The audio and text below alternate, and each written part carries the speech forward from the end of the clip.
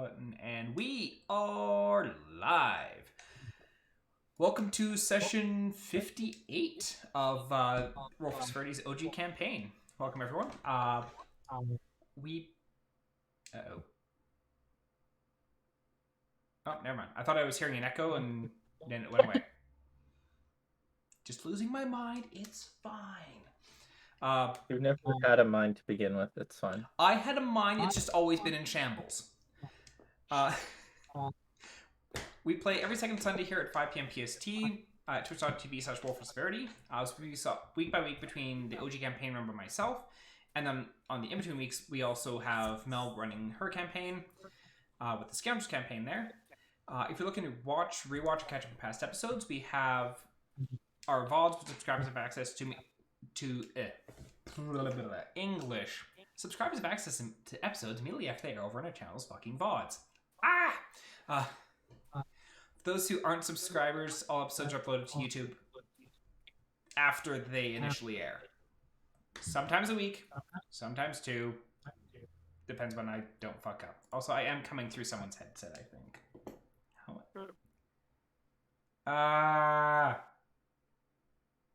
No. Sometimes. I'm not sure why. It's weird.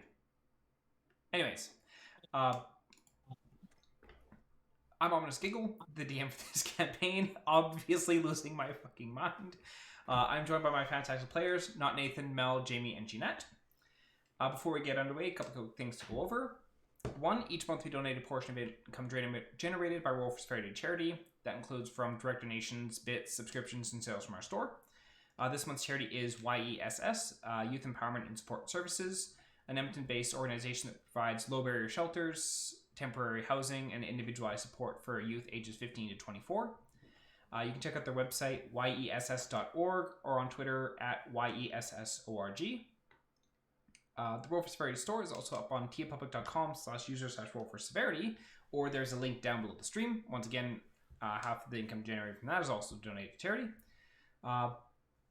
So without further ado to my players, the fuck happened last time? Fucking cake, that's what happened last time. All according to Cake. Yeah, Cake happened. Anna incriminated us in words. English is hard. Anna suggested we committed crime. Which, okay. Yeah, Annah did that. She'll probably get assassinated and then you'll be fine. And we just made it to Shomista. And we had elves pointing bows at us, I think? Not yet. No, we were specifically asked to state our business, and that's where we ended the session. I thought they were pointing bows at us and told us to state our business. No, they weren't pointing bows at you. There was archers on the archway, but they were not actively aiming their bows at you to kill you. Not yet. I thought we were being aimed at. Just let me open my mouth for 5 minutes and I'm sure they'll try and kill us. It's like they're not trying to kill you yet. Just give it time. Yeah, Anna will be like, "Oh, Zane sent us," and then arrows fly. Exactly. I don't know who the Zane guy is, but he sounds like trouble. Chink. We've got word from someone to come here. Yes, we did. I'm just trying to remember who that was. The college, right? Yeah. The college. Someone here had contacted the college. Yeah. And requested you bring the orb. Do you remember who that is? I'm looking. I did not take that note. I'm looking. I can't find it. We're looking for no. Urethane? You're looking for Urethane, yes. I did take that note. I did not... Why did I not take down Urethane? I'm so mad at myself. Yes, the party was... Urethane had contacted the college to have you guys bring the orb out.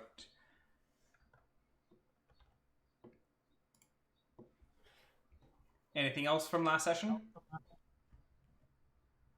Oh, we found a boat full of dead guards, and the person that we were asked to remove from the picture from Zane, who was already dead. We have no proof it's that person. I am confident it is It's that person. speculation, but Yes, we are speculating, but we have no proof either way. Syl has decided is that person. So. Okay, but Syl doesn't have proof, so cool. Syl doesn't need any further proof. Syl doesn't need a lot of things. Syl knows a bad guy, therefore There's a that's bad guy who asked us to take out a person that was on their way to Shomista. We took a boat to Shomista, found a guy that was already dead with a bunch of guards killed. That's Right the guy who now- wanted us to murder. Right now, it's raining today. Zane did it. No, Zane didn't do it. Zane hired someone to do it. We somehow fell on bad luck today, and a tornado hit. Zane did it. I blame Zane. Yeah. We had a freak snowstorm. Zane did it. Zane did it. Anna got assassinated. Inra did it. No, Anna's headcanon is still that Zane and Inra are banging or were banging. Banging. Yeah. They're not anymore. They used to be lovers. Hate sex. Alrighty. So the party is sitting on the boat with Captain Victor, and you're sitting in the still water before the massive gates of Shomista, the capital of Nodolive. You can see spiraling branches of the nearby trees coiling and intertwining to form these massive wooden gates. And there's a couple of large branches that span across the river and twist together to create an archway over that river. Lining the archway are over a dozen elven archers, specifically wood elves, standing at attention with bows at the ready, though not aimed at the party. They're wearing emerald green woven armor that hugs to their tall, slender frames, and their hair ranges in hues from pale brown to deep greens. One of them steps forward and calls out, "Halt! Speak your names and purpose." And Sylvania, adventure! Hey, delivery. Anna, also delivery. Oh, that's what they wanted to know? Why we're here. That makes sense. Not our overall purpose of living, but why we're here. DM, yes. would I know if he spoke in common, right? Yes. Would I know if how, because these are uppity elves, would I know if it would be perceived better to speak in Elvish, or Roll me a... what would this be? Culture? There is no culture check. Roll me a history check. okay. 13. I probably don't know. You wouldn't be too sure.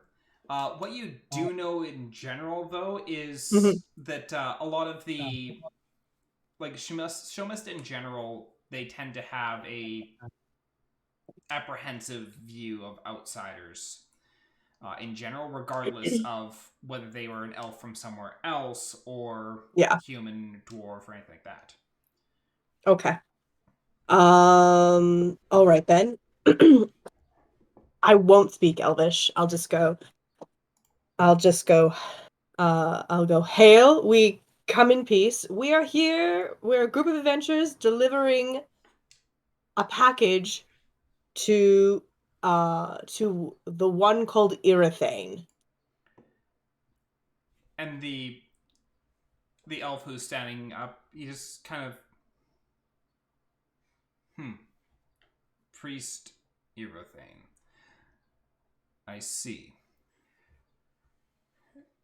And you also see Victor stand up, and it's like, "Victor Windsor, captain of the Wave Rider, merchant here to do trade, and motions to the four of you to escort passengers." Parkin stands up as well. And Parkin Avan, crew aboard the Wave Rider, labor for Victor Windsor. And Moto stands up. Moto Burke, Kubo the Waverider, laborer for Victor Windsor. And the elves all kind of like look and nod, and you see as the gates do, you watch some of the branches start to like uncoil and untwist, opening up an area that the boat is able to travel through. Victor sits once more, and Moto takes hold of the rudder of the boat and starts motoring along through.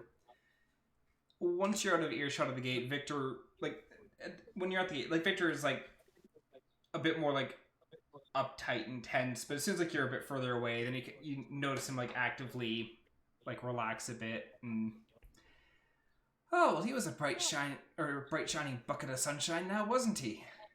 I mean, you're in the presence of the Elfie of elves, so and that's coming from me. The elfiest of elves? Yeah, but This place is not very welcome to those. Well, I shouldn't say welcome. I just say, they're, Elfie elves. yeah, but normally it's Corvillian at the gate. Much more pleasant. His stick's a couple feet shorter. Corvillian? Another one of the higher up elven guards. But yeah, his stick's a couple feet shorter. It's not quite shoved up as far. And the boat gradually travels through, and like you can see just these absolutely massive trees surrounding you in the city. And the city itself is quite a sight to behold. Like you can see buildings created from like directly out of the like branches and leaves and trees, like woven together, and are elevated off the ground. And these things just seem to actually be just growing out of the trees themselves. You can see slabs of stone entwined in the branches, creating steps and platforms. Bridges formed from wood, vines, also stones of slab, creating paths from platform to platform. While the vast majority of the people you see moving throughout the city are elves, you do spot various other races. You can see some humans, some dragonborn, halflings, and a few others. Just casually going about their business. The boat gradually pulls up to a small set of docks in the interior of the city, and you can see probably about 15 to 20 elven guards around this dock area. Granted, there's quite a few docks here, but each dock itself is fairly small, so you get the feeling they don't bring any large ships into here. And It's hard to bring large ships up that long of a river. It is, especially considering that you're going upriver. It's like bringing up ships up the St. Lawrence River or the Mississippi. You can do it, technically. Not pleasantly, but you can do it. But as you pull into the docks, Moto hops out and starts lashing the boat to the dock itself.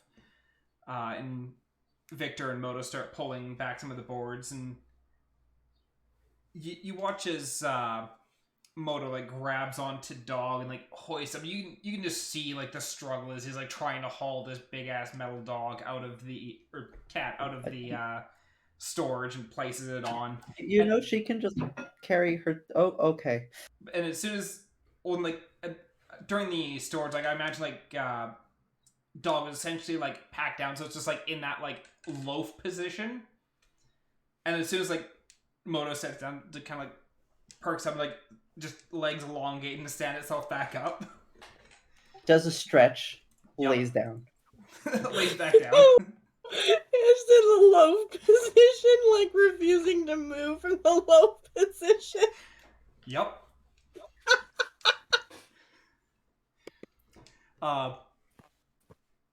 And they start loading the various other supplies, the other cargo they'd had on the boat up, and they start spreading it on a large table that's on the docks. And you can see a couple of the elven guards come over and start inspecting the various things that they're placing on the table. You also see both Moto and Burke pull a couple of various weapons that they have on their person out and place those on the table. And the elves kind of going over them and just gradually passing things back to them. And they start loading it onto some dollies and start hauling away some crates. And the elves kind of turn to the group as well and belongings out on the table for inspection. Annah will comply very readily. He will comply, but he'll put the magical orb thing there. Be careful with that one. Yeah. Do not touch. Yeah, I'll Deal. put all my stuff on the table, and then tell Dog to hop on the table. The guards seem very wary of Dog. It says it got offloaded, and as it hops up on the table, they're just kind of like, what in the... Oh, and then I just climb into Dog's mouth, start pulling out more stuff. It's like, oh yeah, this is in here. This is in here. It's just best not to ask and just go with it. Yeah, you just see the lower half of Sylvania sticking out of Dog's mouth and just shoving hand back and dropping stuff onto the table as well. The entire time now, Anna is continuing to pull out pocket spiders, and will do so to tell her to stop. Like, yeah, there's some more. Hang on. Jerry's in there somewhere. Part of me imagine you just have this line, organized line of spiders sitting on the table, and one of them moves, you grab and put it back. No, Gerald, stand in line. Doing a thing now. One of them is going to cast.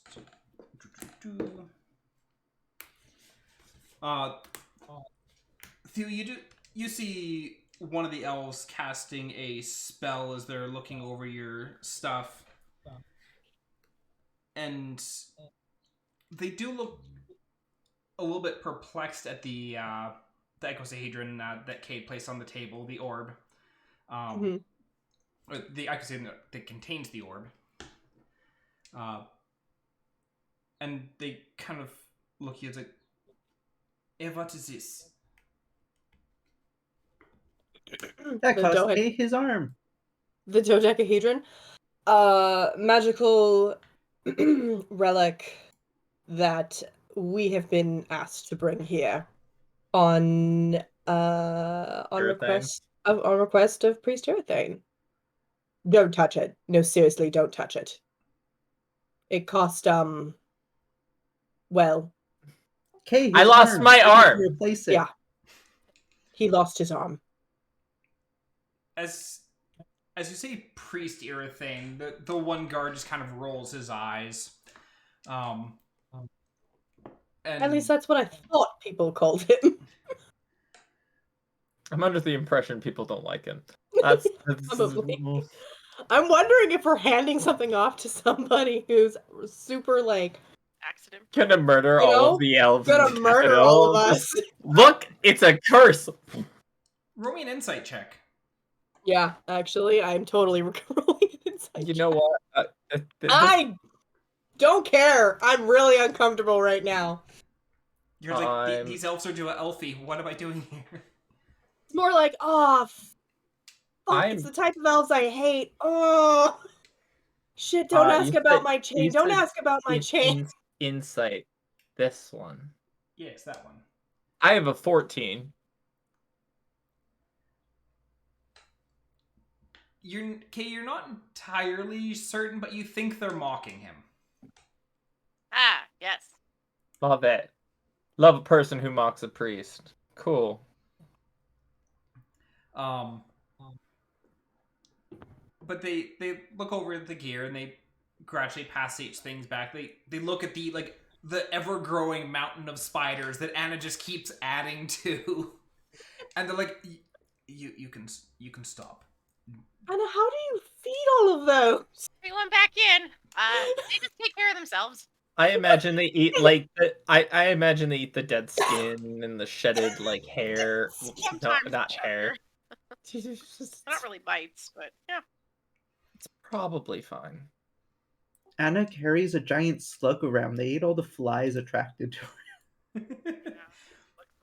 Suddenly Theo is like, "Oh, that's why we haven't been getting eaten by mosquitoes every night."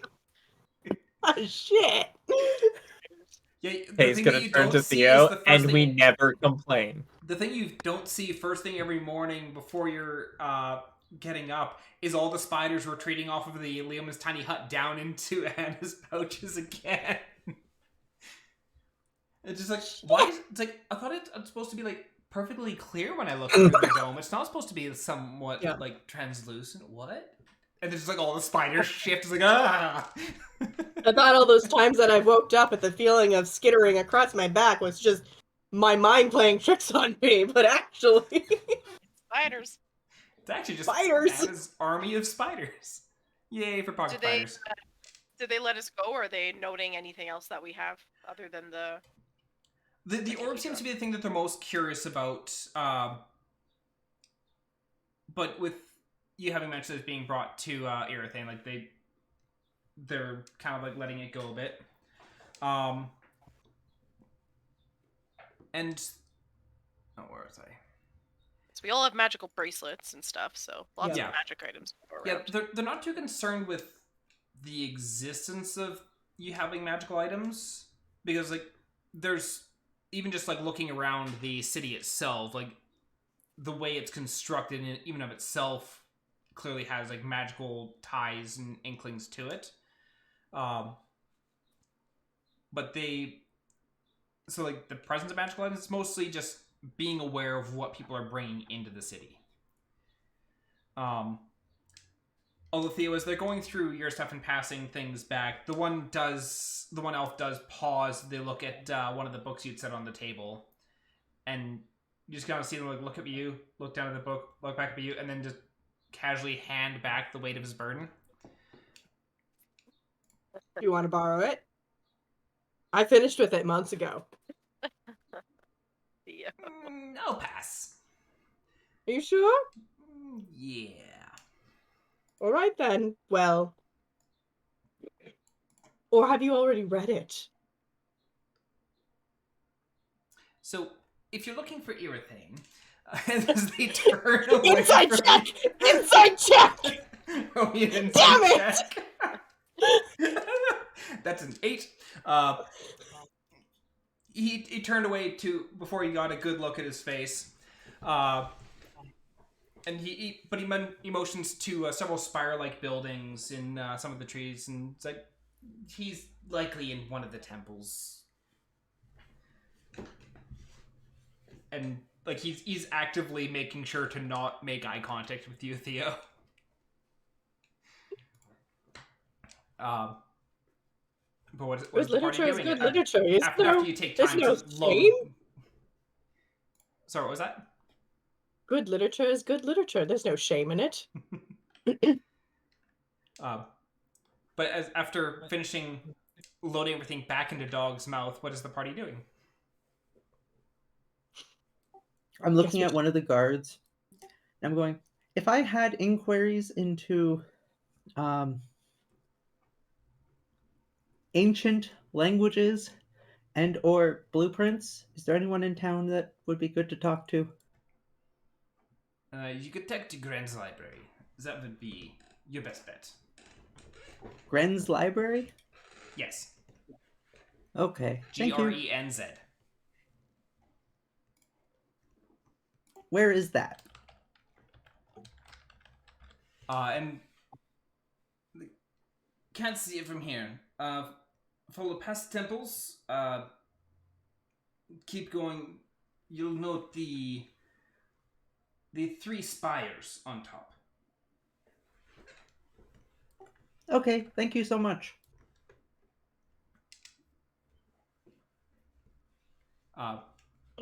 Should we take this? We should take this orb to Erythane quickly, since, well, That's why we're here. it's why we're here. Also, it did cost K an arm. So we just ask about the nearest temple and try there and hope he's there. Well, he motioned to Yeah. where like some of the temples are. Like you can I see, mean, like there's very distinctly 3 large spires built into one of the trees. So that seems to be the religious area. We're So- gonna go, or so- Kay is going there. So pick one of the random temples and go. Yeah. Well, it's I picture it's one tree with a bunch of spires. Correct. So, Yeah. that's the tree Kay is gonna walk towards. We'll go in, we'll ask if he's there. If they say he's not, next temple over, we'll find him eventually.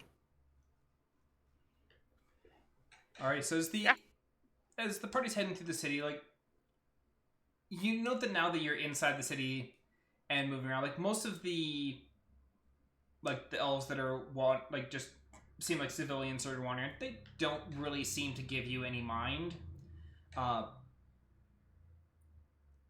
You do note that the guards have a little bit closer eye on the group, but not like, we gotta make sure that these people aren't doing anything horrible, and like keeping like absolute like deadlock eye on you. Like, it's just like, oh, there's humans like keeping that little bit extra eye on you and then just going back to their business.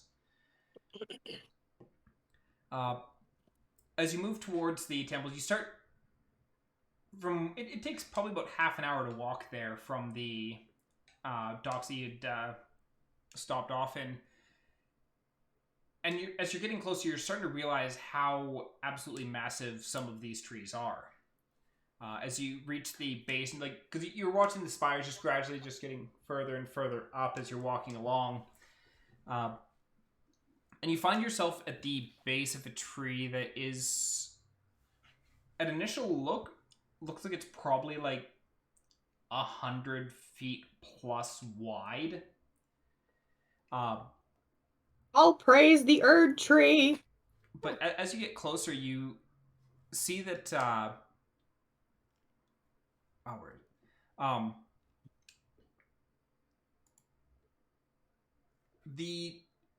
the tree itself is, the trunk of it is actually made up of just a plethora of trees that have all grown very close to each other, and they're all like twisting and kind of weaving into each other and creating what appears to, from more of a distance, to be one just massive tree. You do see a white stone gazebo sitting at the base. Several vines hanging down from the tree into this gazebo. And you can see various elves and guards walking about. You do see an elf standing in the gazebo, just kind of seeming rather idle. What is the party doing? I guess we're entering the temple, or I'm gonna go up to the idle elf on the gazebo Okay. and just be like, hello, good day. Sorry to bother you. We are looking for one Irithane. Do you happen to know where he could be? We have a package for him to deliver. At the temple, so you need to go up then. Oh, right, going... Up. This goes up, doesn't it? This is an elevator, isn't it? I do not know what this elevator you speak of, but yes, this goes up. Okay, no, alright, no, so, different, okay, cool, excellent. How does one get up? Stand in away from the edge, and did the rest of the party follow Theo up onto the platform, like onto the gazebo? Yeah, I'm going to assume so. Like I would have assumed it's I an follow, elevator. but when they say stay away from the edge, I'm just like at the edge. I'm like, ooh. Danger. As you're like standing by the edge, like looking over, it's like, ooh, it's like please step away from the edge. Oh, we're teleporting. I go to like take a step off the edge, and I'm like, ooh, nah, and then take a step back. Once you're a little bit further from the edge, then she reaches up and she pulls on one of the vines, and you watch as all these vines that were hanging down kind of loosely into the gazebo start to twist and wrap around the these stone rungs on top of the gazebo, and actually the whole thing lurches a bit as the gazebo is pulled up off of the ground. And looking up, This is a bloody elevator! you can watch as these vines are like twisting in on themselves and coiling up and dragging this gazebo upwards. That's cool. And you're brought up probably close to 300 feet before it passes by another platform, and there's a couple of elves there that toss out hooks that latch onto the gazebo, and they drag it over the platform, and then it lowers down slightly and comes to rest. The temples are here. I'm not sure where Urethane would be, but if you say he's at the temples, then that would be where you need to look. Well, I guess we'll go search for him. Thank you. I still can't believe you don't know what an elevator is. And he was gonna walk away. Theo's not having a good time here. Yeah. Everyone just inherently annoys Theo. I love it. Their existence is troublesome. It's fine. The temples themselves are, like, now that you're up closer, quite impressive. Like, each one, or like, you actually, at this point you can realize it's like one wider base, and these spires are actually built up out of this singular base. They're made from a marble-like stone, and unlike many of the buildings on the lower levels that are built into the existing tree, this temple seems to be built like at the very top of the tree. Like, you can see some of these trees growing up and around the base of the temple, as if like grasping them from below. And Theo, roll me a history check.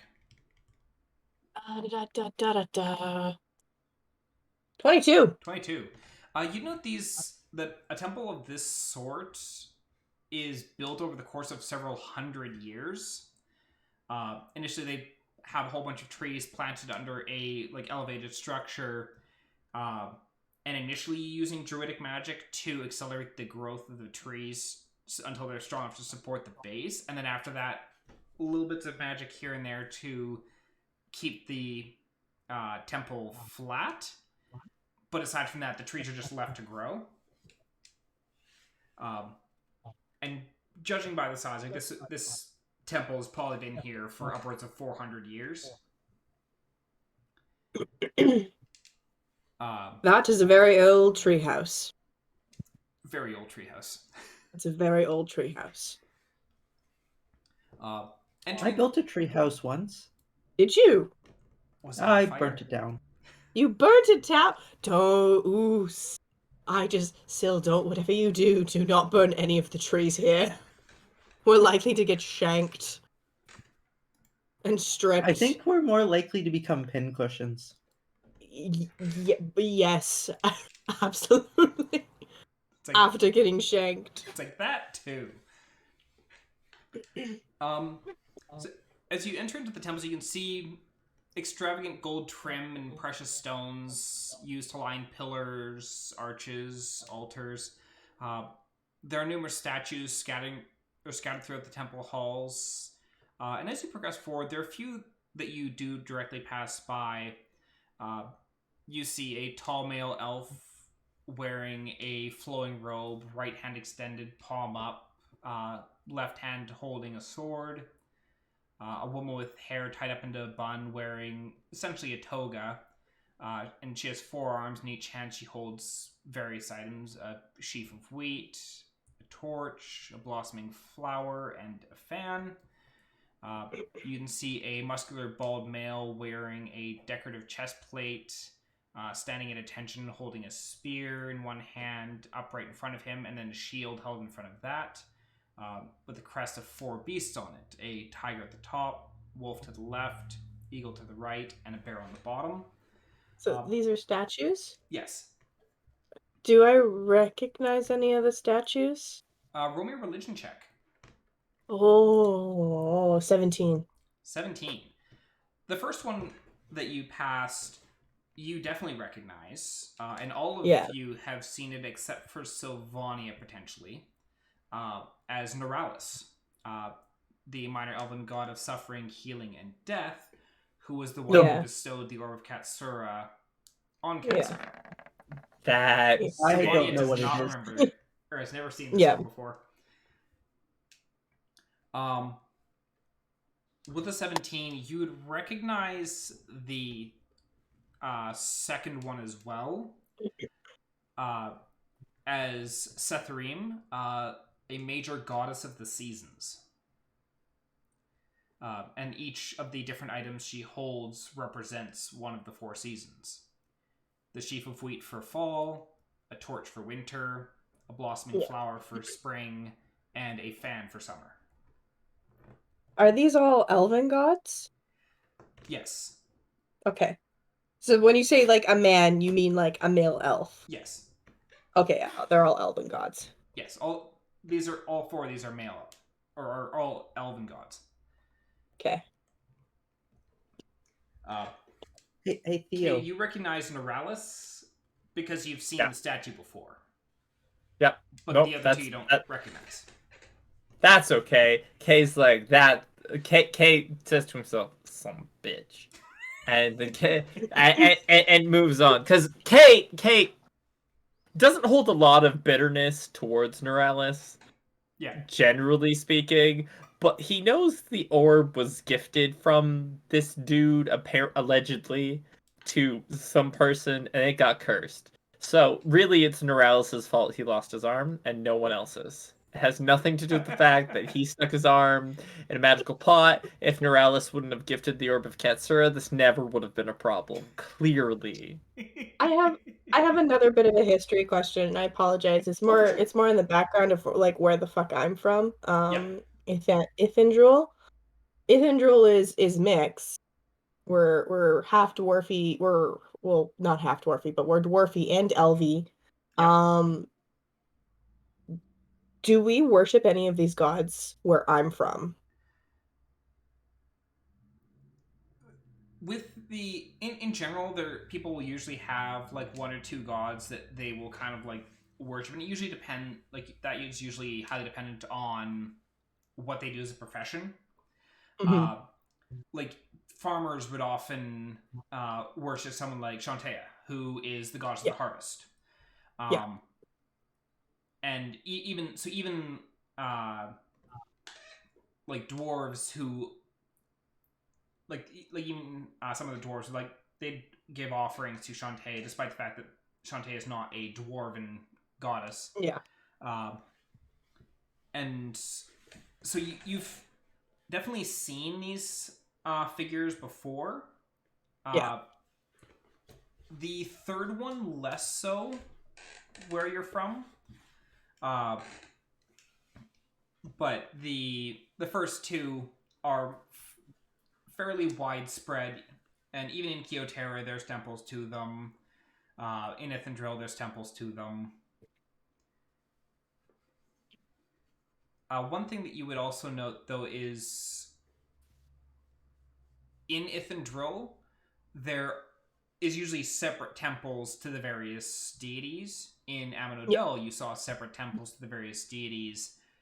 Yeah. Here you're seeing one temple. large temple with a wide variety of deities.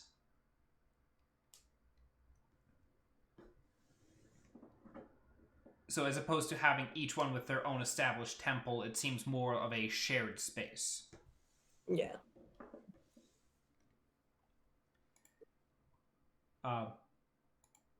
And like down various hallways, you can see just numerous statues lined up. What is the party doing? Theo, where do you think we should go? Oh, and I'm gonna look around for like probably like there's probably like a little page boy or someone running around, and I'm just gonna reach out and go, I'm sorry to bother you. We're here looking for one urethane. We're here to deliver something important to him. Do you know if urethane is around?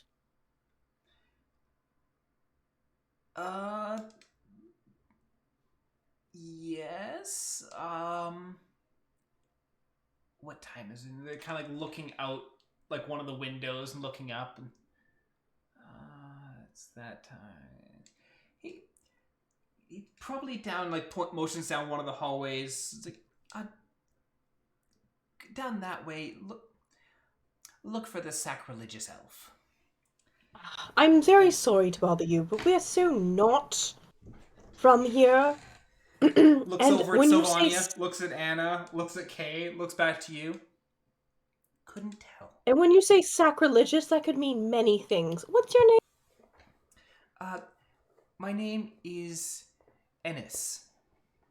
And could you, I don't know, maybe take us down to the sacrilegious elf? Considering that I'm not exactly acquainted with what your definition of sacrilegious could be. Kay's literally while Theo is trying to convince for guidance, Kay's just gonna be like, that way? Okay. Just gonna start wandering in that direction. Kay is confident he'll be able to figure this out. Alrighty. Theo, as you're trying to get them to, like, help you out, like, they heavily roll their eyes and like, okay, fine. You turn, you see Kay a good, like, 30 feet down already. I expect that. That's fine. Kay, roll me a perception check and roll me a religion check.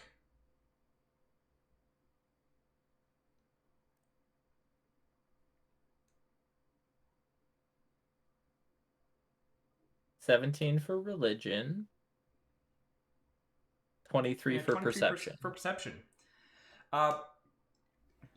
You head down and you're looking around. There is a bunch of elves, and you're trying to figure out, like, what would make any of them sacrilegious.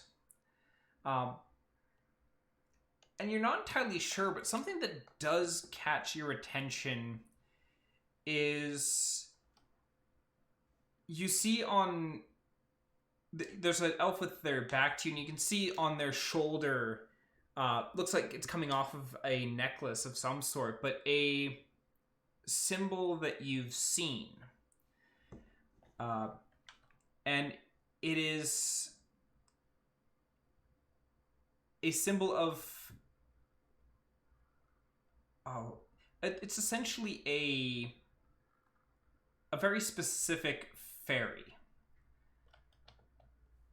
And you recognize it because they're known as the Grand Fairy,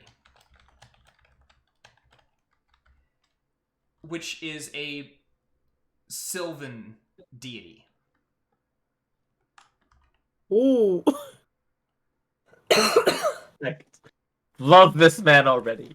He's a man of my people, clearly. Or at least, the people who raised me. You know what? Growing up was complicated. He was All about right. that archway. Kay is just gonna, like, casually walk up to this person and go, hey, so I hear you were looking for a delivery of cursed object. Kay, not gonna ask their name, not gonna ask about the deity, gonna be like, you're odd. I'ma just go approach you being like, are you expecting a delivery? You should be expecting a delivery. Do you just say this, or do you, like, tap on their shoulder, or what do you do? Oh no, I'm assuming I'm behind them on approach because yes, they have their back to you. Yes, I'm just gonna walk up to them and be like, hey, so I assume you're expecting the delivery. As you say that, they kind of jump and turn on. I'm sorry, what?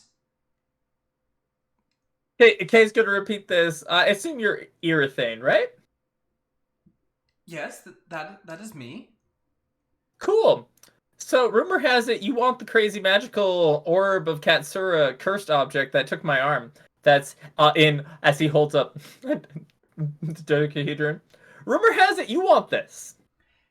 And the rest of the party, you see Kay just, like, whipping the icosahedron out in front of everyone. And just having essentially just walked up to, at least from your perspective, because you'd have been too far away to actually see the necklace, like, just some random elf, and Kay just walks up and starts holding it. I was like, Are you looking for this? Of course. That's He was one way to do it. confident. Kay very Very specific. confidently, yes. Yeah. He's 100%. He is now confirmed identity of the person I am looking for. So generally speaking, Kay at this point, he's a delivery expert. Like, come on, he's been doing it for a couple months at least. Who's gonna save him?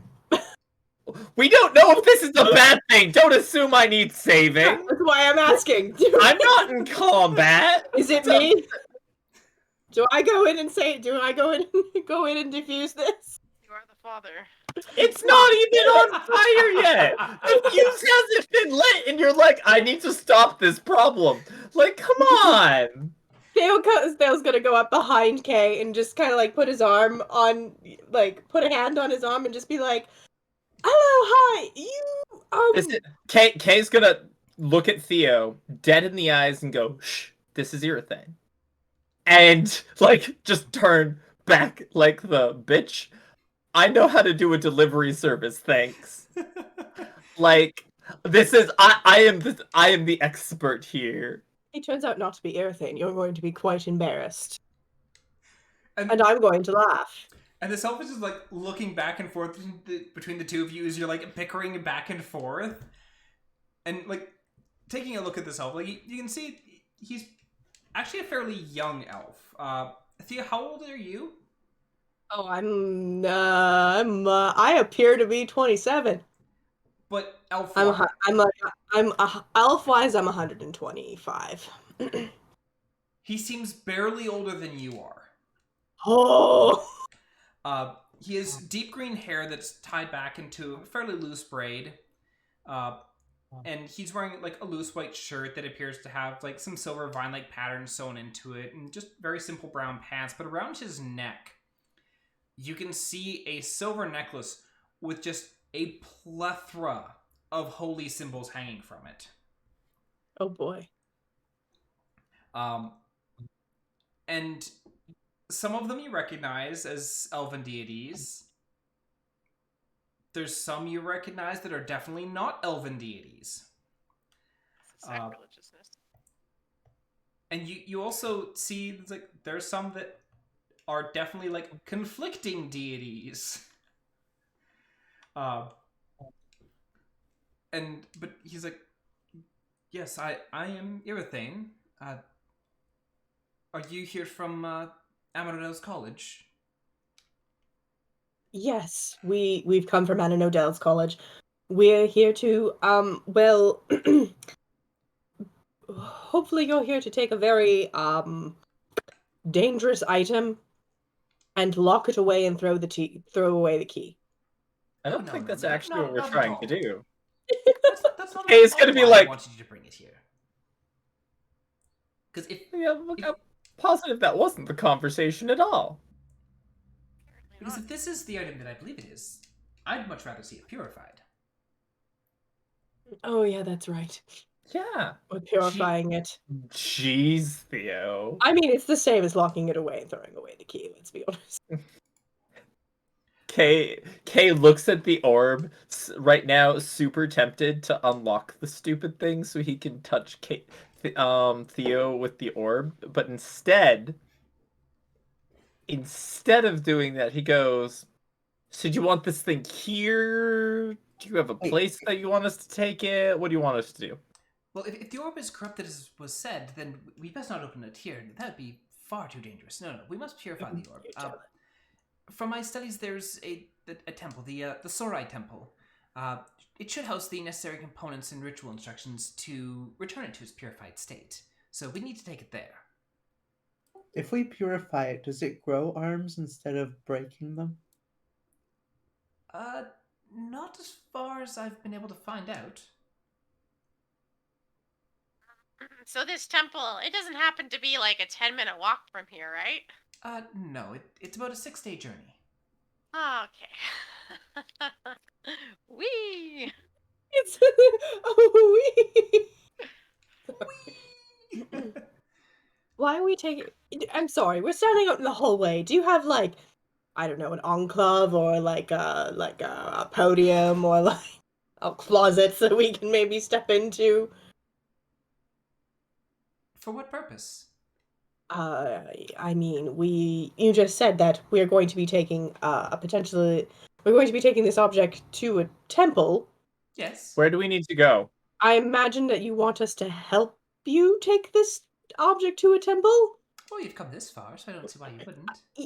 Yes, absolutely. And it's going to be honest with you, it's well, you see this lovely metal arm here?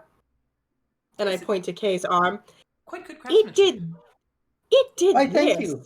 Yes, and yes, Syl, it's some of Syl's best work. I do agree. It did this. And Really? just and in he case... grabs at Kay's arm. It's like, it turned your arm metal. That's No, absolutely it strange. absolutely No, I did made not that. turn it Actually, metal. Kay, this is where Kay's gonna do something that surprises everyone. Actually, Kay's gonna reach into the outside pocket of the backpack that he's been carrying since the beginning of the campaign. He's gonna pull out one of the needles that are the pine needles that was growing out of his arm Spines, yeah. originally. And he's gonna be like, yeah, so these actually grew out of my arm. He takes one, looks at it. Ah, that is quite fascinating. I mean, I'm sure it is fascinating. I can tell you it was horrible at the time. Oh, I'm sure. These seemed like they'd be painful, especially at first rupture. The first time wasn't so bad. When they tried to consume my arm and we had to cut off my arm, that was considerably more painful. We had to... I suppose that That is wasn't fair. painful. It was very easy to cut off your arm and then put a robotic one. Oh, for you. Yeah, it was probably painful for you. Kay's gonna be like, I imagine if it hurt you, I'd have other questions. Such tact. Well, I mean, Just Sylvania also wasn't the one who cut off your arm. I'm abundantly aware that changes nothing. Yeah, we took... it was quite a stay in Annodel. We weren't in Aminodel when my We were arm in was removed. Ithomir, yeah, in Ithomir. Yeah. Not in Annodel. I'm mixing up my locations. Oh, good. Technically both Elven named cities, so. Yep. Yes, this is curious, though. He kind of looks at the icosahedron. It's like, I take it the orb is inside. Yes, if we open it, Don't open it here. That could absolutely. be horrible. We're not doing that. Definitely agree.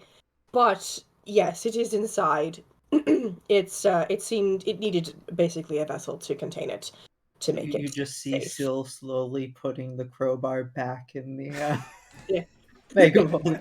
We're not opening this. We know how to open it, correct? Yes, you were given the command word. Perfect. Not crowbar. Not crowbar. Crowbar would be more fun though. Crowbar would be more fun, but also would likely have some hefty backlash if you tried. Hey, Sounds maybe an Kay will awful lose lot- another arm and I can replace it again. You're assuming I'm going to be... Oh, I know the command word, bish. Why would I be so daft as to be like, yo, we're gonna open the magical thing that destroyed my arm? It is no. Yeah, I was gonna say There are a lot of things I would do. Like, consider using the orb for catch. 100% on the list of things Kay would do. But, actually opening it with the crowbar, knowing what's inside? Nah. Again, catch, throwing it at my enemies, hoping they get cursed. Totally on par. Actually opening it himself? Kay would Nah. go to throw it at his enemies, roll a nat 1, and open it on himself. Yeah. Accidentally says the command word. It's like, okay, as long as they don't say this, then they'll be fine. Oh, says the word, hand hits the orb, there goes the other arm. Also, it took forever. Let's be honest. I for lose sure. probably a hand. Well, it really depends on where it touches. I but could still replace your hand. That's still one part of you closer to the first Warforged. I think what But Theo I was don't- trying to say was perhaps we can find a place that has a bit more privacy to work out the details of what's clearly going to be a long journey. Because I don't think Yes. we're ready to just set out this second. Exactly. That is perfectly reasonable. In fact, we haven't even really. Well, we know who you are, but you don't even know who we are yet. So that is maybe actually correct. maybe we can sit down and, I don't know, have a cup of tea. Oh, tea! I And love talk. tea. Of course. Come this way, and you see as he he starts heading out of the temple, and he stops at some of the statues and kind of gives them a little bit of a bow. Roll me a perception check.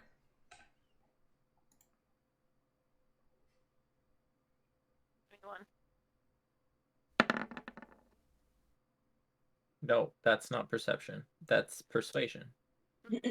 12. And Anna, roll me a religion check.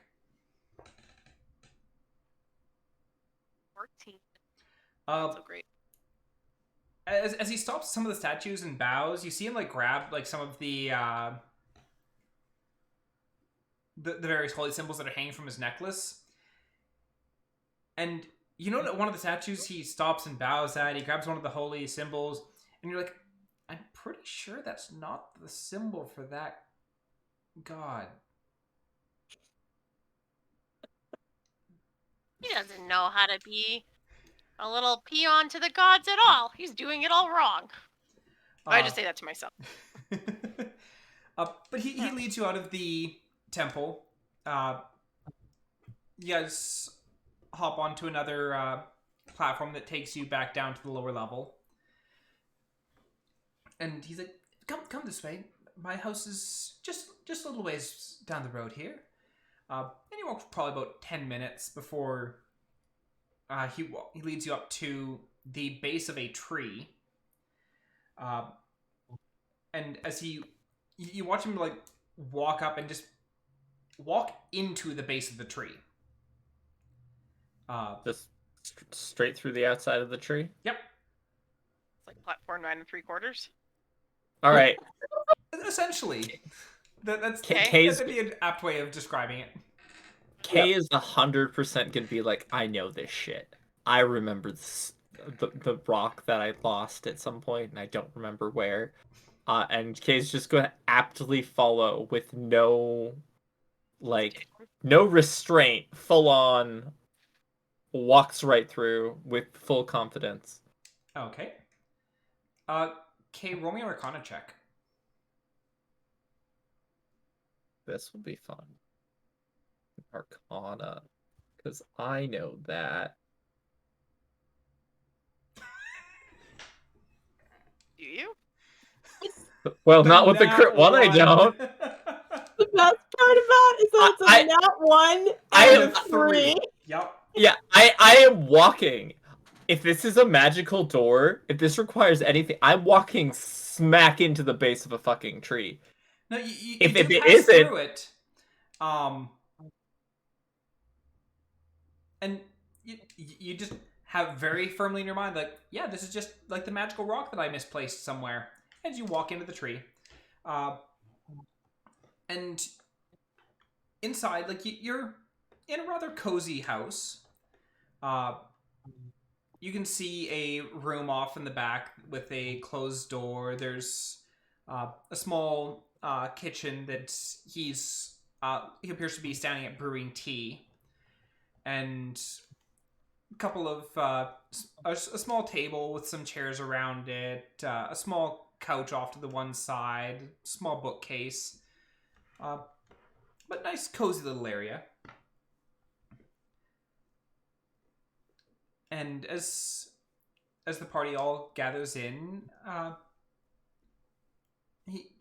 after a little bit he comes over with the boiling water. It's like, here we go, and he pours some tea for everyone. It's like, do you need cream, sugar? I'm not sure what else the people put in it nowadays.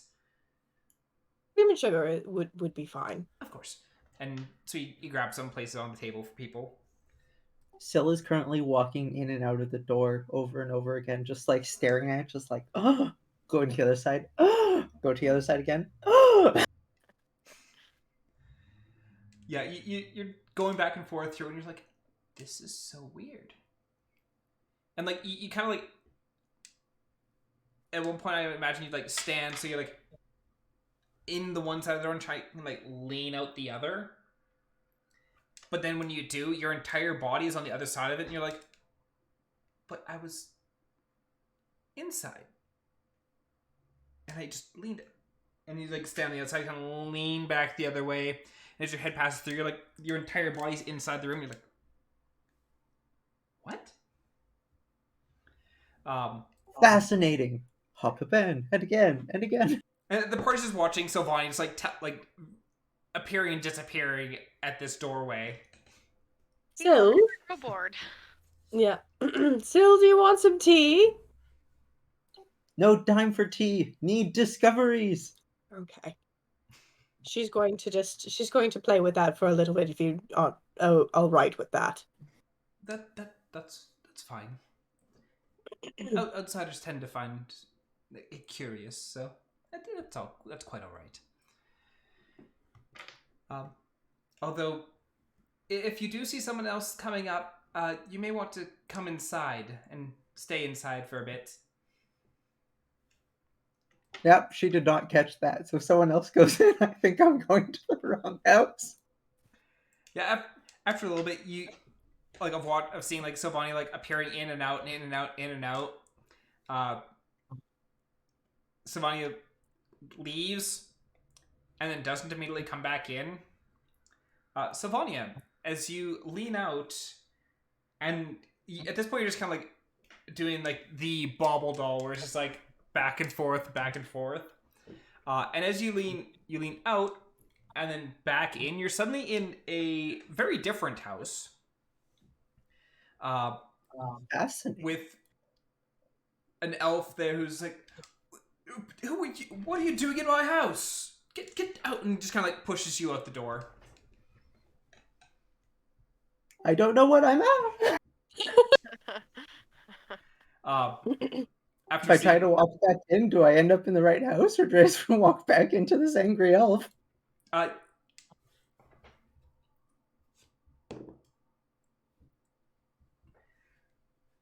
You go back and like, oh, that was rude. And you go and turn and walk back into the tree trunk and hit the tree trunk. Huh. After about like a minute of seeing you not coming in and out, you do see Earthane stand up, walk over, and cast something at the door. And then you, Sylvania, you're like hand against the door, and suddenly you're inside, just hand reaches like, and you see Earthane just kind of like wave his hand, recast a spell, and touch the wall behind you, and it's now just solid wood again.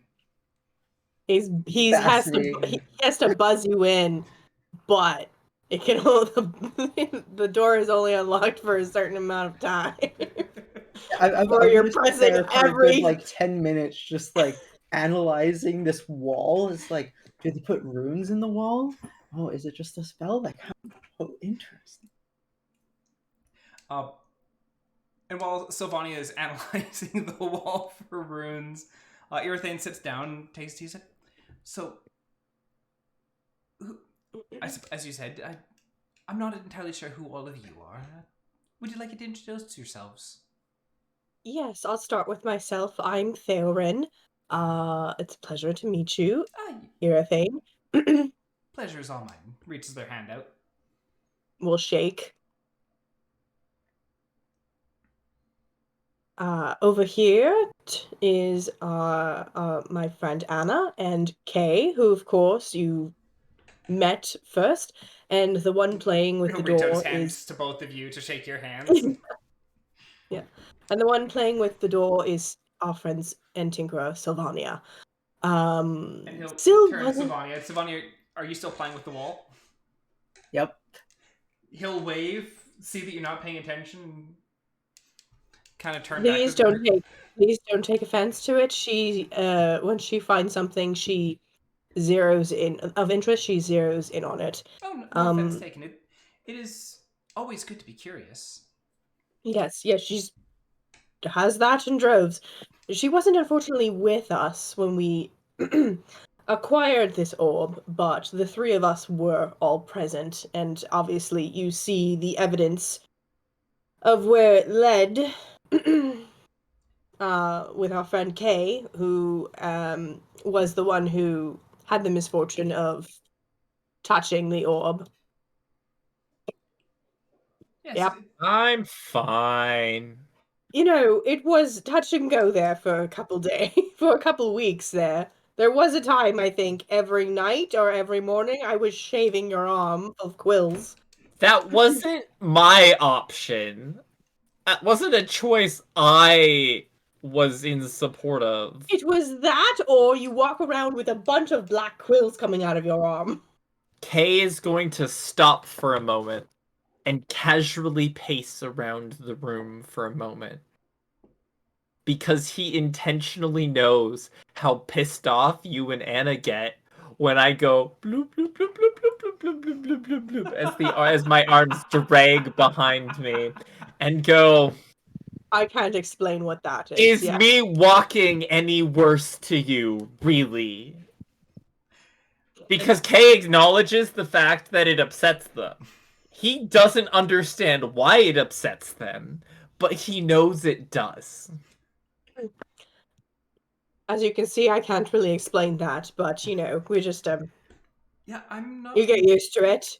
I'm not entirely sure what's going on there either. Well, that's. It doesn't hurt, does it? Don't think so. He Hey, does it quite a bit. I'm going to look him dead in the eyes and go, if you can convince me whatever you're seeing hurts me, I'll let you know. But chances are, you're all crazy. He doesn't believe us when we say that he had his arms wave like flags behind him. More like a squid than flags, but yes, I see where you're coming from. Yeah. So, but yes, Everything you wanted to purify this orb. Yes. From what I've been able to uncover, at the temple out, where was it? At the Sorai temple they would have the information required on how to, or specifically the ritual itself on how to purify the orb. The orb is not a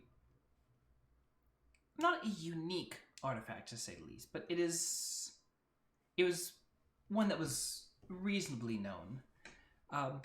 Other artifacts have been given like this from various deities over the centuries, the millennia.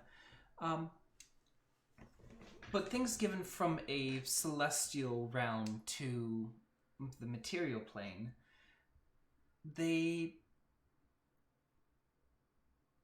will, depending on what the item is, they may start twisting and being corrupted. So purification rituals aren't that uncommon. But Sorai Temple had a reasonable collection of various rituals, and I am fairly confident that they would have the one we're looking for. I apologize. I'm not from this continent. When you say Sorai Temple is another elven deity or a different deity, or just the name of the temple? It is the name of the temple. The Sorai clan was the one who had erected it originally. So it was named after their clan, though they did harbor representation for various different deities there. I see. Would they have a way to locate other orbs? Because I believe Anna's still missing one. Different orb. Not that I'm aware of, though I cannot guarantee one way or another. Is this temple like still active? Or is it like ruins? No, It's in ruins. yes. Most likely, at least. Figure. Most likely, you don't know. Well, I haven't been out there, so I cannot guarantee. Another clan could have moved in and rebuilt, but as far as I'm aware, after the Sorai clan had died off, it would most likely have fallen into disrepair. So, when you say purify, Yes. are you saying that we're going there to find the purification ritual, or that's the best place to purify something and you already have knowledge of the ritual? That is where we would find the actual steps of the ritual, the circles, all that. Excellent, excellent. All right. Yes, the ritual could, all things considered, be performed anywhere. Based on the letter, and they grab a letter from a shelf, and it's like, based on the letter that I was sent from Amonodel, you had found this in a temple east of Amonodel. Yes. So That's correct. Yes. the ritual could, and very likely was, performed there at various times, assuming that it was there, assuming the person who was in possession of it was there for a while, but the It was ritual was not tied to any specific location.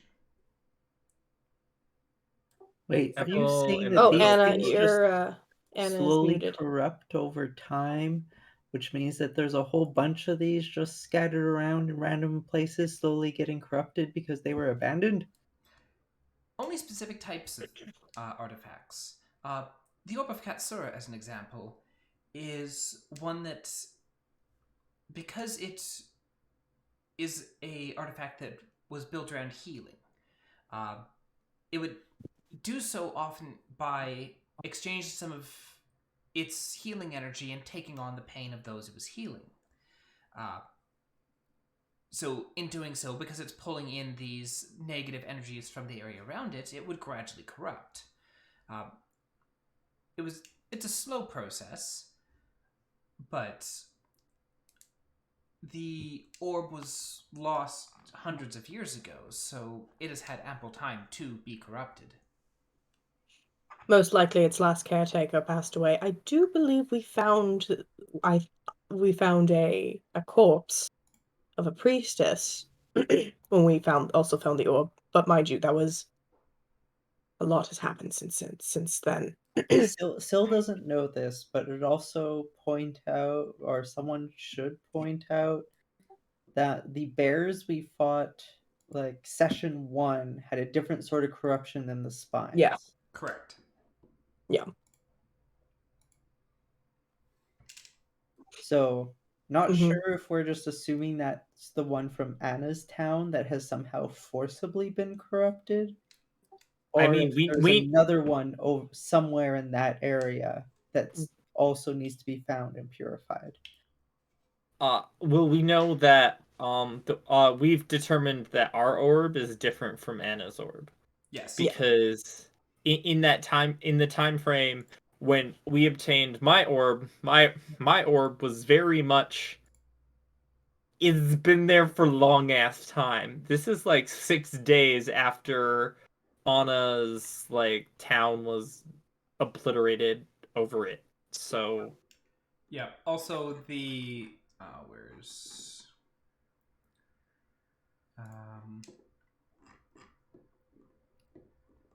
when you had been talking with Thariel, you had learned, I believe it was the name of what those stones are. Where was it? It's in my otter notebook. Yeah, my original roll for Severity notebook. Yeah. I don't have with me right now. But either way, the idea that there might be another one between Ithamir and Amonodel that needs to go be collected. Yeah. Assuming between that, it could be anywhere. Yeah. Idrisil. It could be somebody Somebody could have used the orbs to corrupt the bears. But I mean, yeah, Anna can bring up that there's another. Mm-hmm. Ask if this procedure that we're about to maybe learn can be multi-purpose used on another orb. If it is an orb of a similar nature, then likely, but it very highly depends on the nature of the orb itself.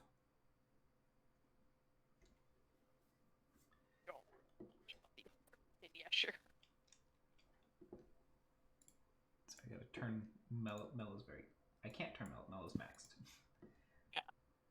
Okay, I can probably turn my output volume up. That would help. Probably at some point it'd be worth us going and checking that area, investigating, see if things are still getting corrupted, and if they are, attempt to find the source like we did the spines. Yeah, we can go punch some roll bears. me a history check. Yeah. Hooray for punching bears in the face. Ah, it's a 19. Actually, 19. that's decent. When you've been back at Yesher, because you've been back there a couple of times, or actually a few Yeah, times for now my- since the incident had occurred, you did encounter other animals, but none that had that like black Icarus corruption. Ooh. Even ones that were in the village itself, because you had seen like deer and stuff like that were actively in the village and showed no signs of that corruption. All right. And I would have told that to the party, because whatever. Well, I guess assuming Anna brings up most of that because Hill doesn't, it'd be worth asking if something like this could be actively corrupted, like the passive corruption over time. But if Anna's crystal is different and was fine, like could someone show up, actively corrupt it, and then start doing stuff with it? That would be possible. It highly depends on the nature of the artifact, though that is not beyond possibility. And some artifacts will also react highly based on who is interacting with it. What about a lich?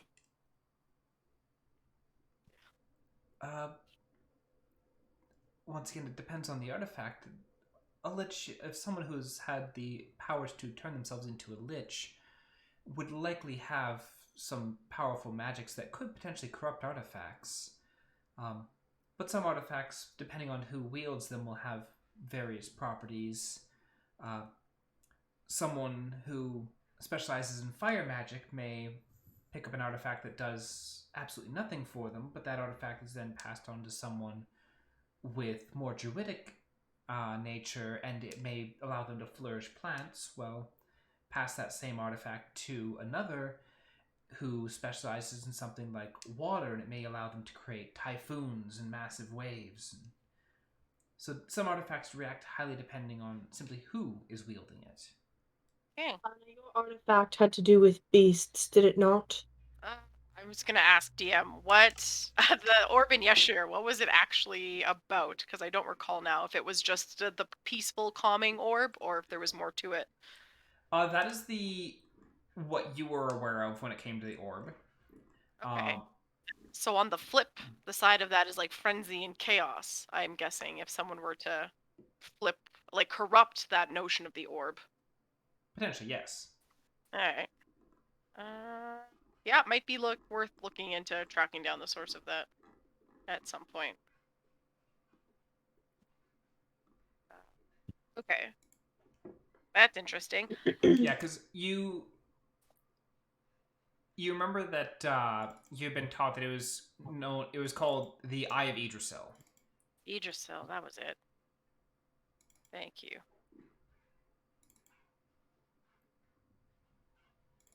Okay. And when you had gone to talk to Ithariel and had her look into it, because you'd asked about the Yuan Ti, you'd asked about Idrisil, because you had seen a book that had Yuan Ti with just the word Idrisil.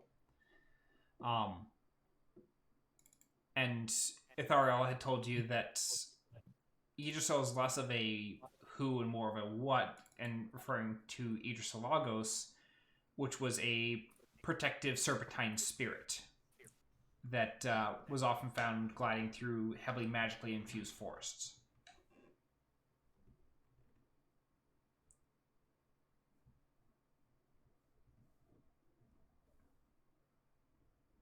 Thank you for that recap. I have a lot of notes too. They are not always in order. Come on, computer. Okay, so jumping ahead here. Say everything we need is at the Temple of Zoraid, and we can purify it there. What then? Is there like a best practices for keep it in the hands of someone that can continue to purify it, send it back to the celestial lane? Like what is a good safe end goal for everyone involved? At this point, I'm not entirely sure. I want to see what the orb is in its purified state before I can reasonably make that call. The orb of Katsura, because it is fairly old, the specifics of it are not exactly clear from what I was able to find. Just mentioning that it healed and drew in energy from those around it. So it would highly depend on what state it is in after. Yep, that's fair. That makes a lot of sense. If it is an artifact of colossal power, then it may be best to have it turned over to the temples. If it is something smaller, then potentially passed on. Depending on what it is, will highly determine what I feel the next course of action should be. Alright. That works for me. So then, when would you like to set off for the ruins? I can set off at any point. I just need to pick up some rations from the market. But aside from that, I can go whenever the four of you are ready. What time of day is it? At this point, it's going to be early evening. We should probably head out tomorrow. That's Okay, you had sensible. something to say? Kay was going to pose the question: can I pass out on your floor and or couch? Yes, I can move aside the table and chairs if the four of you wish to crash here. How late is the library open? Probably for another few hours still. Okay. Can you redo the door thing so I can go to the library? You watch him wave his hand. You see just a very brief shimmer on the wall and touch. I'm about to step out, and then I'm like, wait. When I come back, how do I make sure I come to your house and not someone else's house? You know, that's a very good question. I don't have company often. Still, just message us on the message Yeah. stone. Kay was also going to be like, I'm staying here. So Kay's going to toss his message stone to... yeah, and then Kay's literally just going to rip out his sleeping bag and be like, I'm taking an early bed. And he's just going to, like, curl up and be like, I'm good.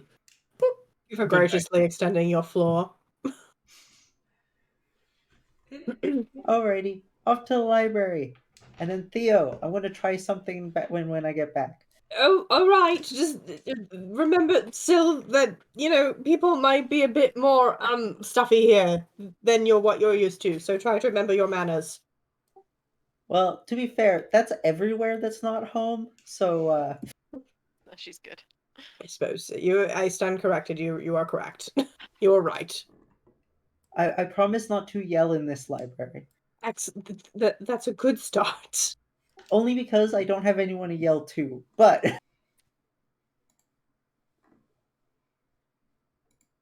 you can come with me if you want. Oh, no, I am good right here. Unless you would like to go, Anna. No, I probably have more questions about what we're gonna face tomorrow, so I'm good calling it an early evening as well. All right. Okay, I'm off to the library. Bye, friends. Bye. So Sylvania, you head off and you roll me a survival check. I am not good at those. But I'll happily walk up to a guard and be like, "Where the fuck's the library?" Yeah, you're like looking around and you're like, I can't see anything from this height. But you do go and harass the guard. They give you directions to the library. The library is it's built in at the base of several large trees that are actually like it's built almost around the base of these trees. These trees looks like they've grown through the library at various points. And you enter in, and once you're inside, you realize that yeah, these trees have absolutely just grown through the library. As you can see, like this large branch is like going across a bunch of the like top of some bookcases, and then curving up and just going through the roof. Fascinating. But you also note that it doesn't seem to have damaged the structure at all. Even more fascinating. But looking around, you can see hundreds and hundreds of bookcases lining the library. You can actually see one of the trees off to the far side appears to have a stairwell carved up into it, into the inside of the tree. Yeah, I need a librarian. Who looks like a librarian? Is there a person behind a desk somewhere? There is. You do see a fairly large stone desk and a male elf sitting behind it. And Yeah, I go up and remembering Theo, I pull out my best manners as I have been taught them. I just don't use them. It's like, hello, kind sir. I am researching into a couple topics, and I was wondering if I could get your assistance. as they're like looking over the edge of the counter, they kind of get up and they walk around the counter to see you. Like, yes, what can I help you with? There's three main things I'm looking into at the moment. Something about, or I'm trying to learn about an ancient language that was from thousands of years ago, and also likely from a different plane. I have the note in my notes out of character of Elborth. I can't remember if that's the plane or the language. Of what was the name of it? Elborth. Oh yeah, Alvarinth. Oh yeah, there is an I in there. It just all smushes together. And Alvarinth is neither a language nor a plane. It is the entities that would have created the blueprint. Ah, okay. Yeah, so looking into ancient language of the Elberynths, then? Alvarinth. That does not sound familiar. Not saying that we don't have anything, but it just doesn't ring a bell off the top of my head. What were the other things you were looking into? I'm also trying to learn what an Izix is. And anything else?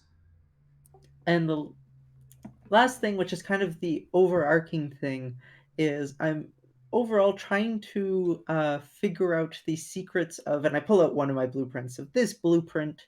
The language on here is of the Alberynth, so since you don't know what an Alberynth is, I assume you can't read it.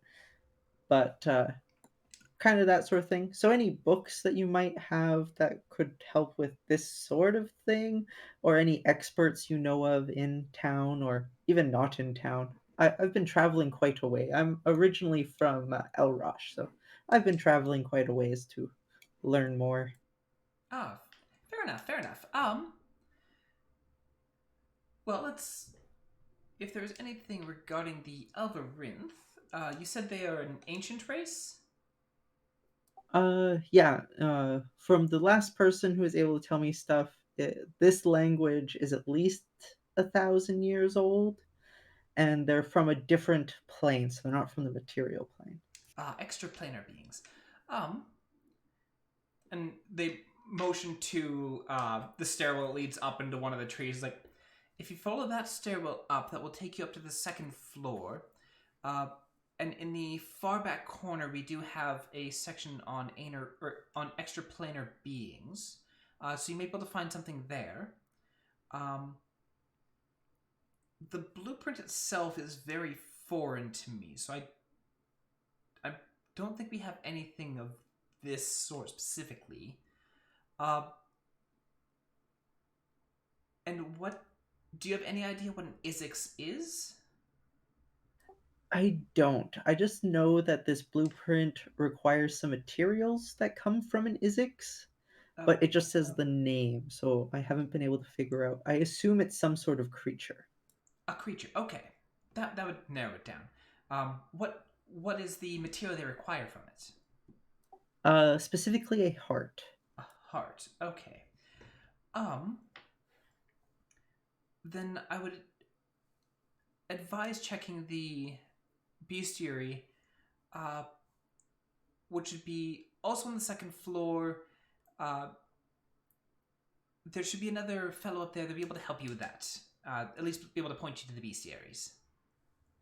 Alrighty, and I have a little notebook out, and I've taken notes. So second floor over here for that. Second floor, talk to librarian to find bestiaries. Yeah, and you head up and you head over to the extraplanar. Well, do you want to go to the extraplanars first? Or do you want to go and chat with the someone to see if you can take a look at the bestiaries? I think I'll look at the extraplanar first. Okay. So going and looking through the extraplanars, you're finding a lot of various things in regards to things like Asimar, Ganassi, stuff like that. You're not finding anything specifically about the Alvarinth. Not knowing what plane they are from is makes it much more difficult. Because a lot of the books are kind of separated by which plane. Yeah, so I'd be like eliminationist. Like, I know I'm not looking for the abyss. Yeah. But I don't know if I'm looking for this one. Yeah, and roll me an investigation check. I am good at those. 19. 19. So you go through and you aren't able to find out necessarily where they're from, but you do knock a lot of various planes off the list of possibilities.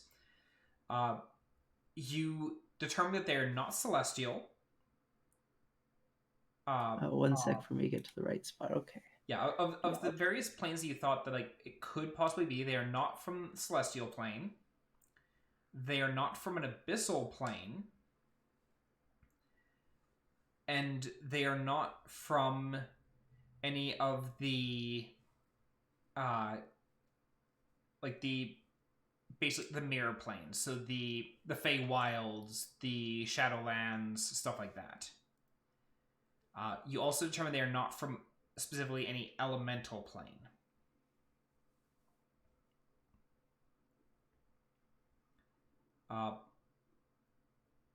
You do, while you are investigating, one of the things you do come across, though, is something that you as a character are aware of, that, like, the current known world does have, like the borders. It's not explicitly a globe. Like, the top corner of Forest Bond isn't wrapping around to Elroche.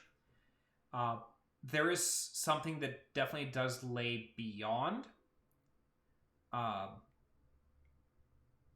And there's a few books that do mention various entities from there and refer to them as extraplanar beings, even though they are technically from the material plane. Huh. Okay. So, beyond the borders of our map is sometimes considered extraplanar. Yeah. You would also know from your previous research that there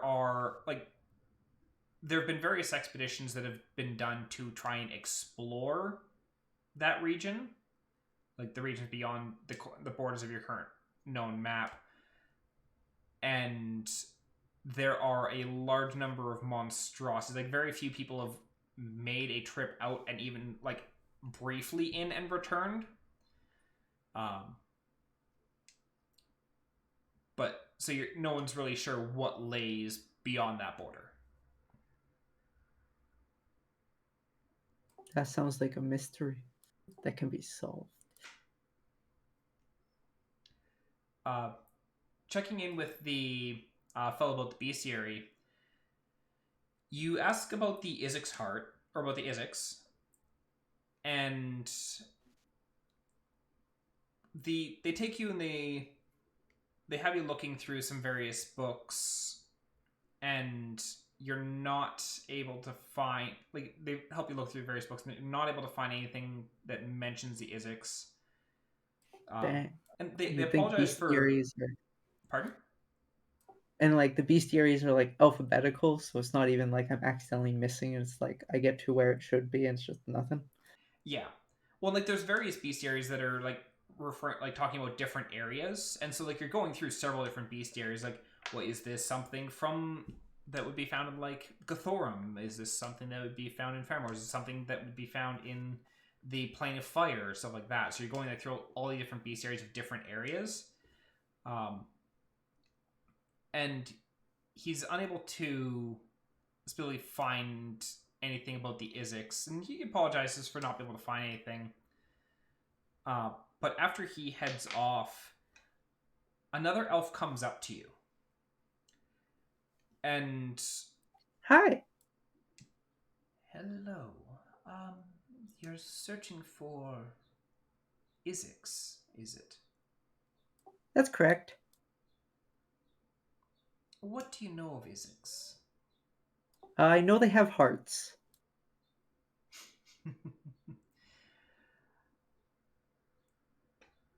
Like physical hearts, not like they're emotionally conscious or whatever. Technically neither. Izik's are crystalline golems. Exclusively in the Underdark.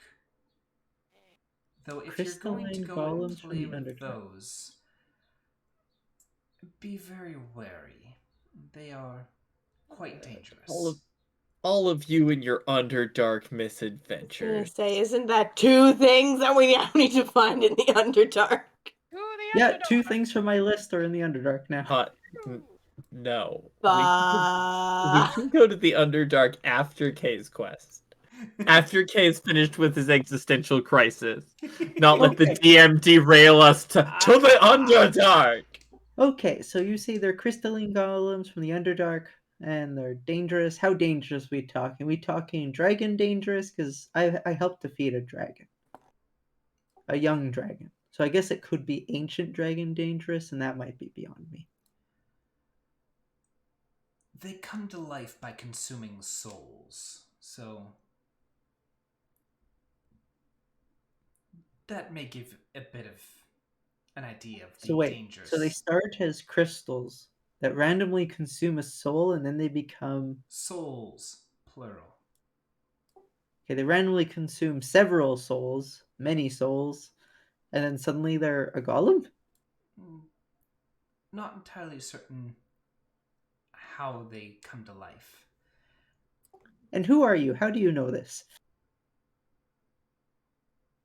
I'm an explorer, much like yourself. Fascinating. What's your name?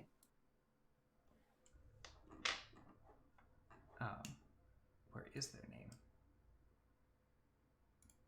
God damn it, notes. As I said, I put things in various areas.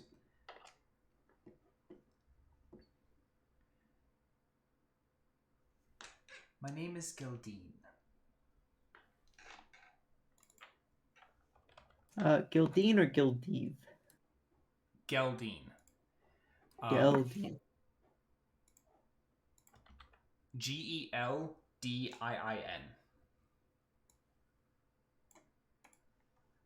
And this person is also an elf? Yep.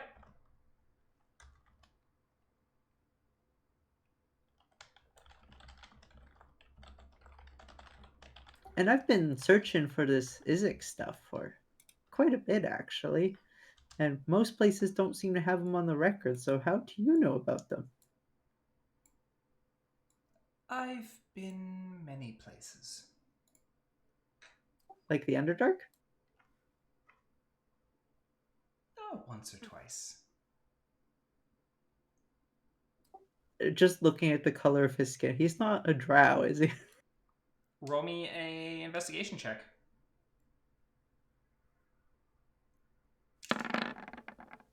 25. There is illusion magic. So I start to nod, and it's like, so that's why you're hiding your true form? And they just kind of look at you. And I do that, say that quietly, like I'm not Yeah. announcing to the library. Sylvania has a volume that isn't yelling? Yes. But they give you a wink and just kind of like, don't tell anyone. As they, Well, I won't tell anyone. It's like, but I must be on my way. Best of luck in your search. Well, you must let me buy you a drink. The less time I spend in this town, probably the better, so I'll take you up on the drink later. All right. Oh, Geldine, a drink.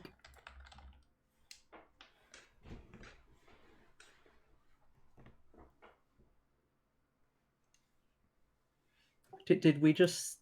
Did Sylvania get said enough that we summoned her and or one of her friends? No, I'm fairly certain that Geldine does not know Sylvania. Okay. But fascinating. I'll have to ask Theo if, like, drow are not allowed here.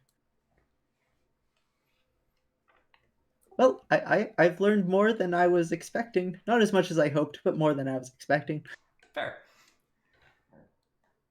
So, yeah, I'm going to probably dig through the extra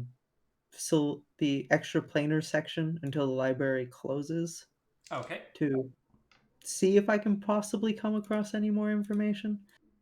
Alrighty.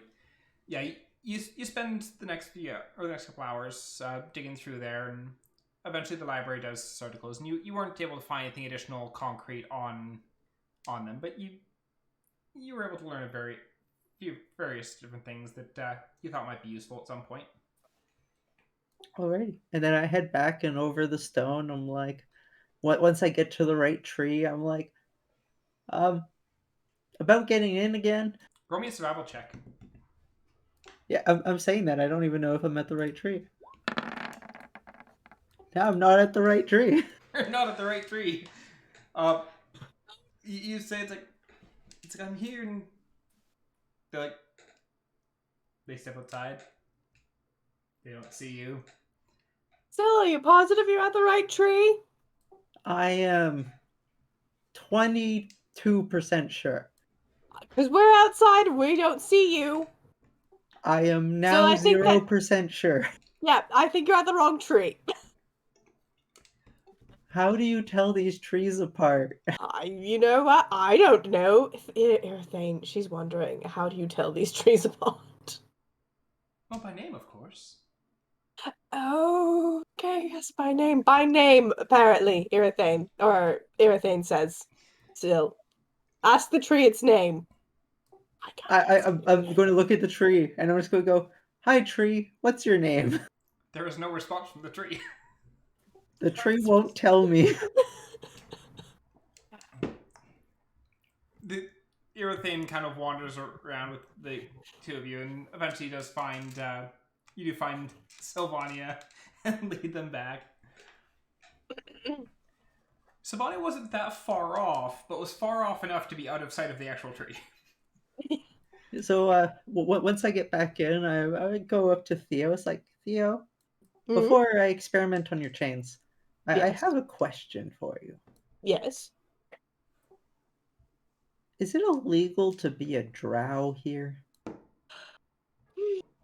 Now, DM, that's a funny question because Jamie has knowledge, but Jamie's knowledge is Forgotten Realms knowledge. So, Fair.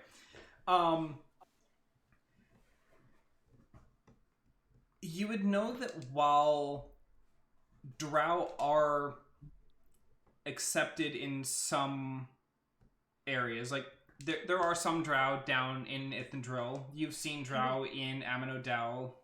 mhm. Specifically in Shilmista, Yeah. you feel like it is...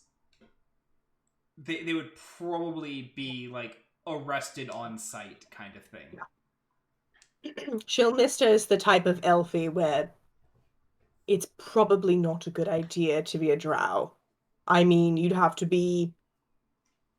have a lot of permission to be drow in Shilmista. Well, I met one. What? He was very nice. He gave me a lot of information I needed. I owe him a drink. He wouldn't let me buy him a drink here, though, probably because he'd be arrested on sight, like you said. Did you send him to the bar? Our bar? We can buy him drinks there. I didn't think of that. We should invite him to our place. He Yeah, said he'd invite him pick to me our up on the place. drink later, though. I got the kind of vibe that he would just pop up eventually. Invite him to our place. He would probably,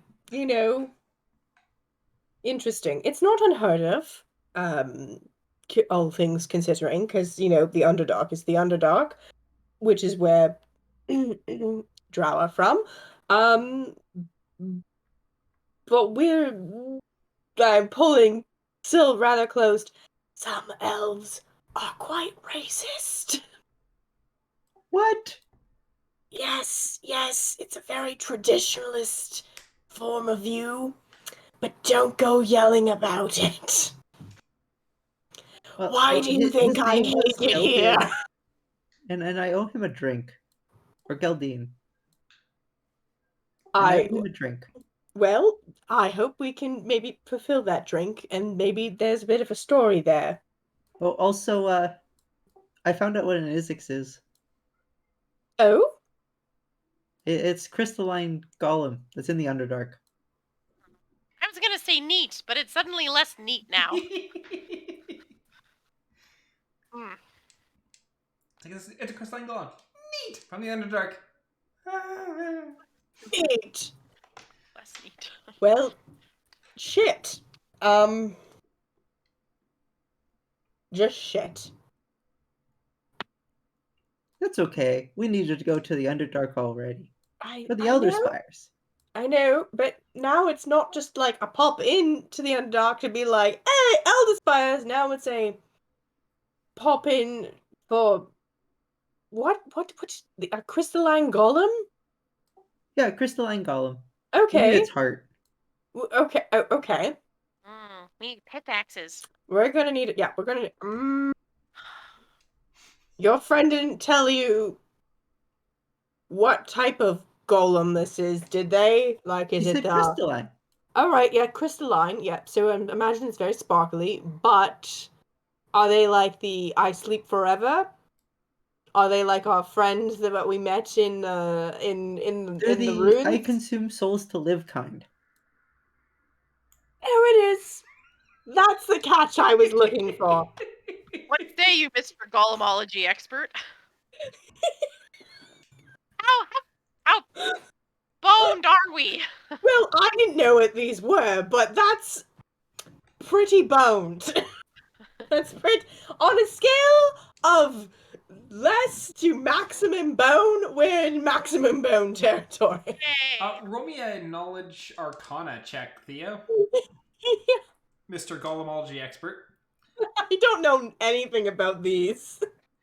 So you don't know a whole... Well, you don't know anything about Isixar crystalline golems specifically. Yeah. Regarding golems that are fueled by souls, one thing that you do remember is that if you die near one, Revivify can't do shit. Yep. Yep. No. Yeah. This is Bad. it's not going to be fun. Oh, if you die near one, you can't revive. Oh, No. that rings a bell for some reason. Why does that Because ring a it's bell? basically And I keep, Oh, it was in that for dream. clarification for you guys, that is Yeah. specifically death.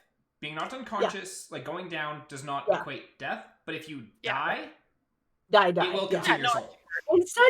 Instead of your soul going to meet its maker, it gets sucked into the golem instead. Yeah, I've heard of something like that. I can't place why though. I feel like a weird gravelly voice told me this in a dream. Was it a dream? Was it actual? It was a thing that happened. I remember What? someone telling me that if I die, the soul would not leave and it would get sucked into a thing. It feels like I should remember this, but I don't. I'm just concerned that you too are also having voices in your dreams. I mean, that one I point at Kay. Crazy. Yeah, that one I point at Kay. I've pointed know? out that I don't remember how I made dog, right?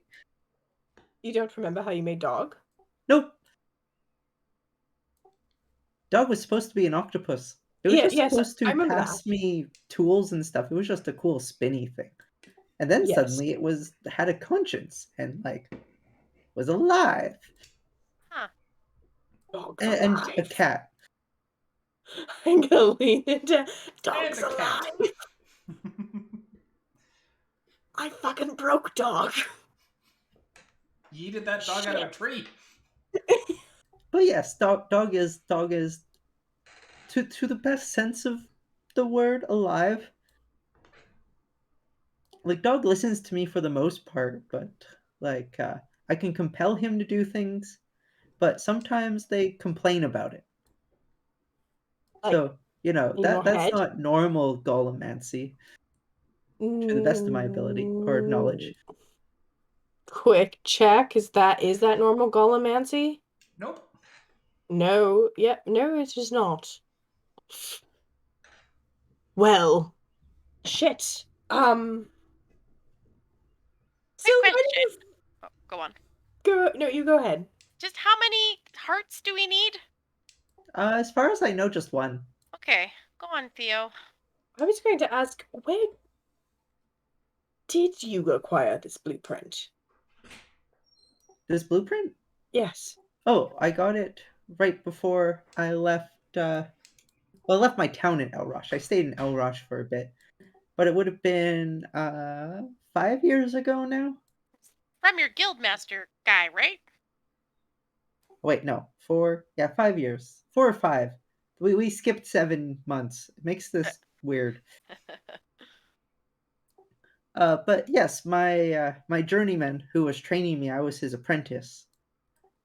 He gave this to me, said that I was the only one who could possibly figure it out, and that I shouldn't come back until I have it figured out.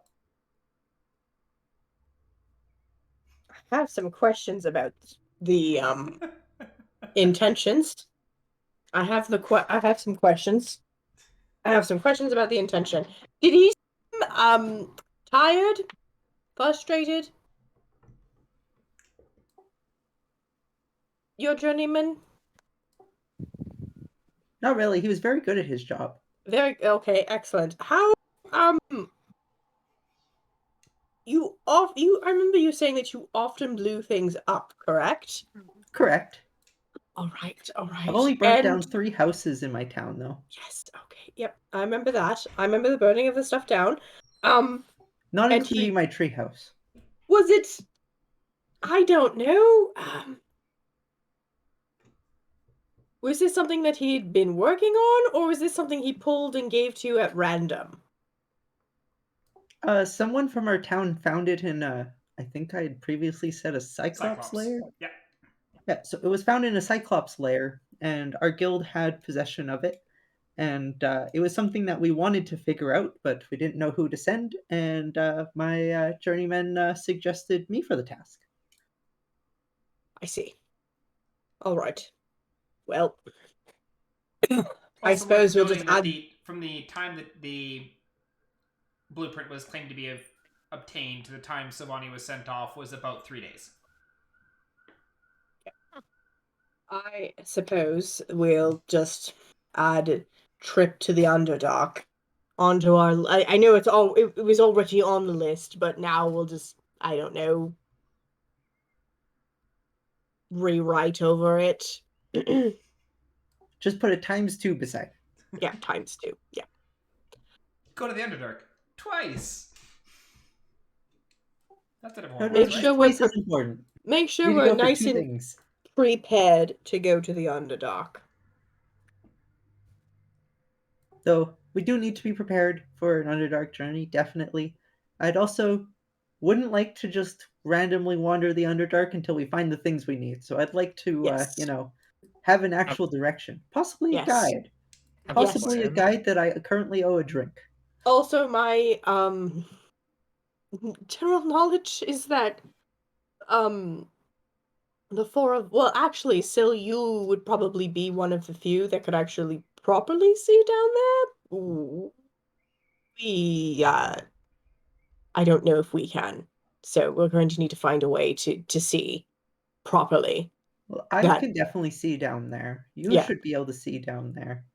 they're Anna, minuscule do you though. keep the? You're not quite a goblin, but do you still have the goblin seeing the dark thing? Nope. You actually don't have dark vision? I'm pretty sure. Sorry, let me just double check. But yeah, I don't think Anna has dark vision. Features and traits. Nope, they do not have dark vision. Yeah, no. They No, lose dark dark vision vision. and gain telepathic insight. Also, dark vision is dim light. There are places in the Underdark that are completely dark, and they actually see Yeah, by dark vision lets you infrared. see in complete dark. No, it lets you see in Yeah. dim light. No, it It's lets you see in complete dark. That's how dark vision works. I'm looking at I'm looking at senses It's right dark. now, and it says Complete dark is as if it's Yeah. dim light. See in dark. But Okay, we can because still see in it. my understanding is you need infrared to see in the Underdark, but Either way, I can cast Like daylight. a drow, that's very true. because I played a drow in our previous one, and the only difference between the dark vision was that drow dark vision is twice as long. Okay, As I must far, have changed it not then, a different ability.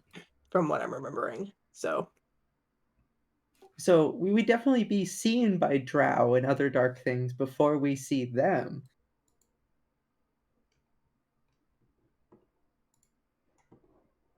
all right then, and also daylight is not all. Well, daylight can sometimes be a good idea, but also sometimes not a good idea. Yeah, Light in the Underdark is like it's like all the dangerous things are moths, and you just light a light, and For all of a sure. sudden they're all coming for the light.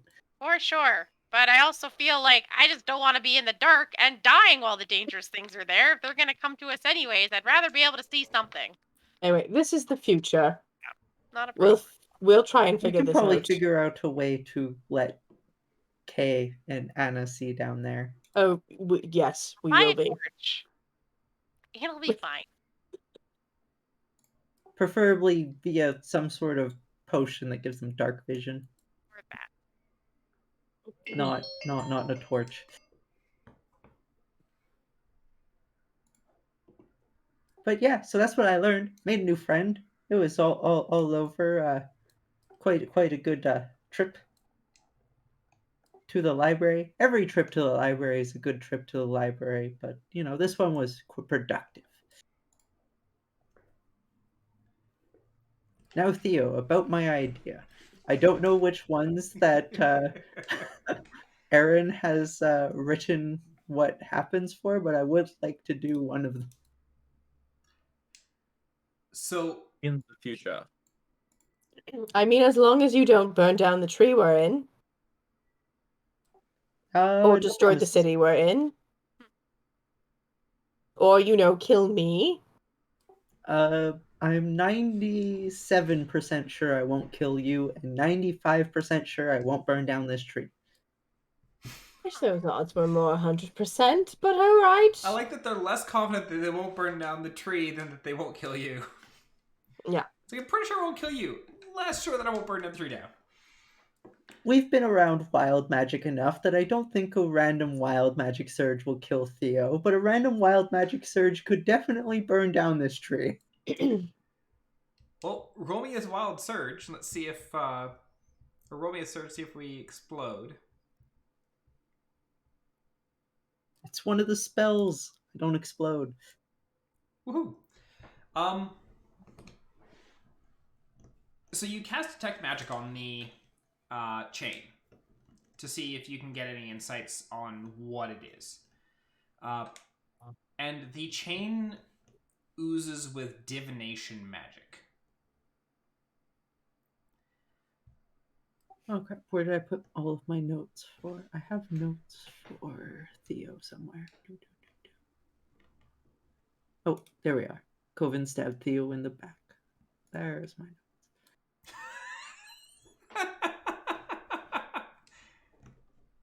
What?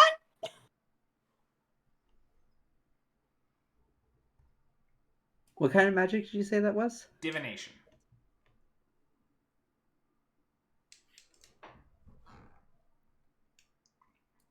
Interesting. Okay.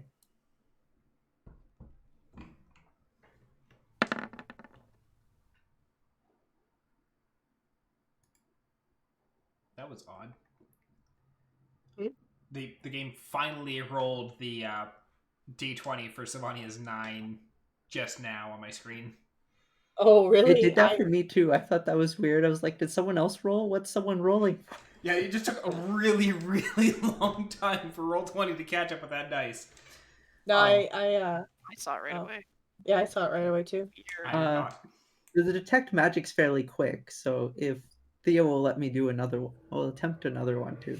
Were you wanting to... I mean, knock yourself out. Yeah, you'd also intend on trying to cast Identify if you want to do that as well. Yeah, identify would probably make the most sense because I have confirmed that it is magical. Therefore, Okay. I will attempt to ritual cast identify, and I will roll to see if I explode. Yeah, roll Does for explosion. So that one came up. Does it make quickly. No sense? explosion. So you cast Identify as you're looking at this chain. Like you've got Detect Magic up, and you're like, okay, I can see this thing is magical. You cast Identify, and it does not give you anything. Anything. That's weird. I can see it's magical, but I can't. Yeah, you can see the divination magic on this chain, but when you cast Identify, it's essentially error 404, magic not found. What do you mean magic not found? I can see the magic. Damn coding errors. Damn magic errors. Someone put the null pointer in the wrong place.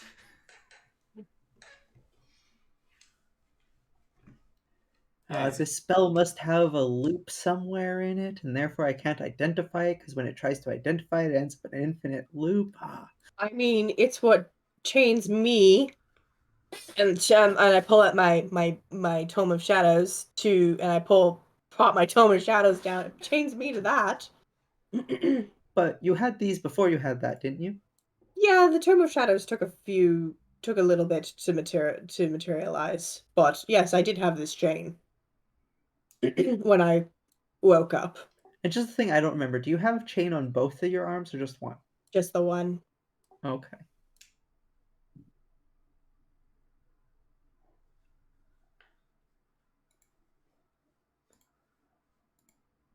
Yep, so you... Okay, that's all the experimenting I'll do today. Yep. 2 chances of exploding. We did not blow up.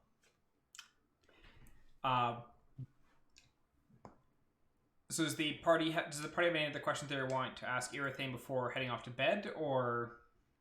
Yeah, actually. Irithane, Yes. I see that you're a collection of holy symbols. I kind of look down at the neck. Ah, yes. I'm just a little curious. Usually, a priest is a priest to a single deity. You worship many? I'm not actually a priest. All right. That is more of a mocking title some have given me, but that's fine. Their closed-mindedness means very little to me, all things considered. Too many elves stuck in their ways. I'm sure you can understand. Yes, yes. But the way I look at it, a large variety of gods have placed their hands upon this world at one point or another. There are a few gods even that seem to resonate across numerous races and places, and most have their own pantheon of gods which they dedicate worship. And, well, many people will pick one or two gods to follow and give reverence to. I've found a wide range of gods from various origins to be quite fascinating, and so I've dedicated myself to learning as much as I can about them. I see. That was my only question. So, so what are you? Are you a scholar? Are you? You obviously can perform some magic. Yes, I can perform some magic rituals, though when it comes to just rapid casting of spells like some wizards can do, I'm not quite adept at that. But I suppose that a scholar would be an apt title for me. I'm still young, though I still wish to learn so much. There is so much in this world, so much of the gods that is just so unknown to us, so foreign, and I wish to learn more. That is understandable and commendable. I can. Once upon a time, I was a little bit like that when I was a little younger myself. I do have a question though concerning to tomorrow. If we Yes. do run into trouble, do you have a way to maybe defend yourself? To some extent, I'm moderately proficient with a sword, though ideally, but I wouldn't have to use it. We'll keep you towards the back then. Maybe stand by me. Okay, are you the tank of the group? Oh gosh, no. I am not the tank of the group. I haven't built a tank yet. Somewhere Effie is picking up her head and sneezing. But no, I am not the tank. But if we get into a pickle, I can make the pain go away. Ah, okay. I also can shoot things from a distance. Ah, okay. So if I stay by Also- you, then I'm less likely to be in the thick of things. Also, if you're okay with it, and Stella's gonna raise her head up out of Theo's. Don't worry, she's quite tame, and she's won't bite you. But if you want, you can take Stella with you, and then I'll be able to just keep track of you. She won't bite you hard the first time. She doesn't. Usually. She hasn't bitten anyone yet. She hasn't bitten anyone yet. I think she's hissed, but she hasn't bitten anyone yet. Usually, the one she's irate with is me. I'm pretty that's sure because she I turned- pecked someone. Yeah, she turned into when she turned into an owl. She pecked me Several times. several times because she was really pissed off because she was an owl, not a snake. I mean, you can't But really admit it. blame her.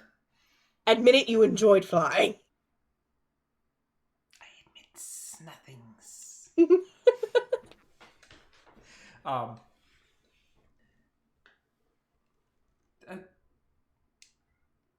Hopefully that won't be needed, but if you think it would be wise, then It would be part of my a piece of my it would be better for my peace of mind. If, as a just in case. if that is what you feel is best, then we can do that. So I guess I should kind of run down just what each of us. So Anna here is really good with bugs. And she herself can also turn into animals. Ah, druid. Hay is our bow expert and is very good at finding portals, believe it or not. I mean, He's from the Fae. They kind of look at Kay and like the backpack that Kay had, and like, did your archer forget their bow? No, it just shrank. We may need to pick one up before we leave. No, Nope, I Kay have has my not bow. turned My her- bow's Oh yeah? my bow is now magically attached to my arm. Oh I'm yeah, not sure that's whether right. Kay has divulged that. Oh yeah, because Kay would have had that during the cake fight. Yeah. I would have had it during the cake Yeah, fight. so the party has seen that. I was just like, has the party actually seen Kay summon that yet?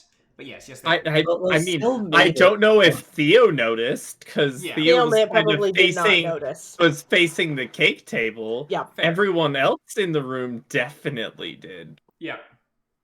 Yeah, and Sylvania knew because Sylvania made it. And And still are you here is kidding? The whole party knows because the second Sylvania finished it, she was dragging Kay around, showing her Oh, off. okay, there you go. That is also fair. So, and believe it or not, Syl over there is quite good with the spear, and she herself has a rides into the battle on her. Spear. No, you don't have a spear. You have a. I have a morning star at the moment. Oh, you have a morning star. Yeah, I remember you had a lance. They had a lance. Yeah. I had a lance, and then I had a sword, and now I have a morning star, and I Yeah, still you- have all of those weapons. Yeah, you change weapons quite. So Syl here rides into battle on top of her beast dog, her metal beast, her golem. I'm still figuring it out too. But it's a cat. Apparently, it's supposed to be an octopus. No, it's not supposed to be an octopus. It was supposed to be an octopus. And then weird shit happened, and I lost a couple days, and then dog was alive, and a cat. It's also a bag of holding. So Well, their mouth is, at least. So it was supposed to be an octopus. Yep. But is now To hand me a tools. cat. Yeah. Named Dog. Yep. That's actually a backpack. And a mount. And a fighter. Woo. as long as you have an I idea think just the- what you're getting into. That's fair. I don't understand everything in this world yet, and that's okay.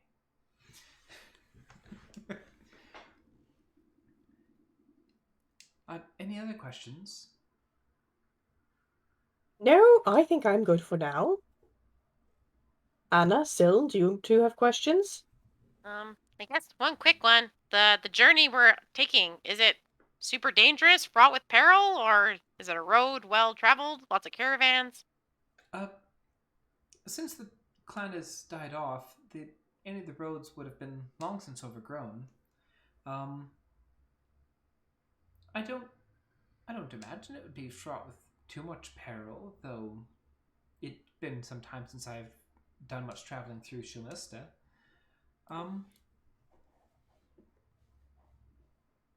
We should be fine. I have a question. Yes. How does a clan where each of its members live for like a millennia die out? How old are you? I am 22. Okay, so a little bit too young to remember. There was a rather large invasion of dragons about 700 years ago. And not too terribly A bit long after too the... young. Even Theo's too young. even after the Nella I know I'm over years, 100, but you don't have to rub it in. a little bit too young to remember. And during which there was many elven clans that rose up to fight them, and some clans were regrettably wiped out or nearly wiped out, and those that were left down to just a few members usually integrated into other clans. Okay, that makes a lot more sense than just everyone refused to repopulate in their millennia-long lives for several millennia. Yes, there've been, especially over the last millennia, several rather large wars.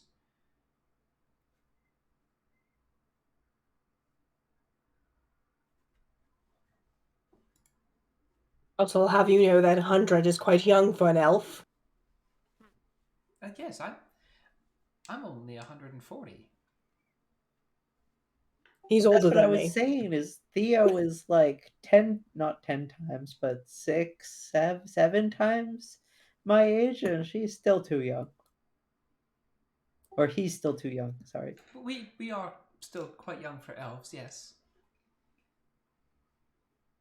Though even that's not too surprising. My father is almost 600 now. Oh.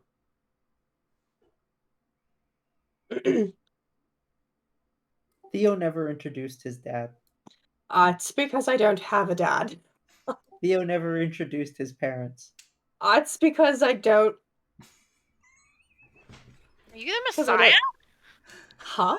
Like, No! I think Not. I Just spat out by a mountain one day. had parents, but I don't. They passed away when I was very, very young. Thank you. Very, very young.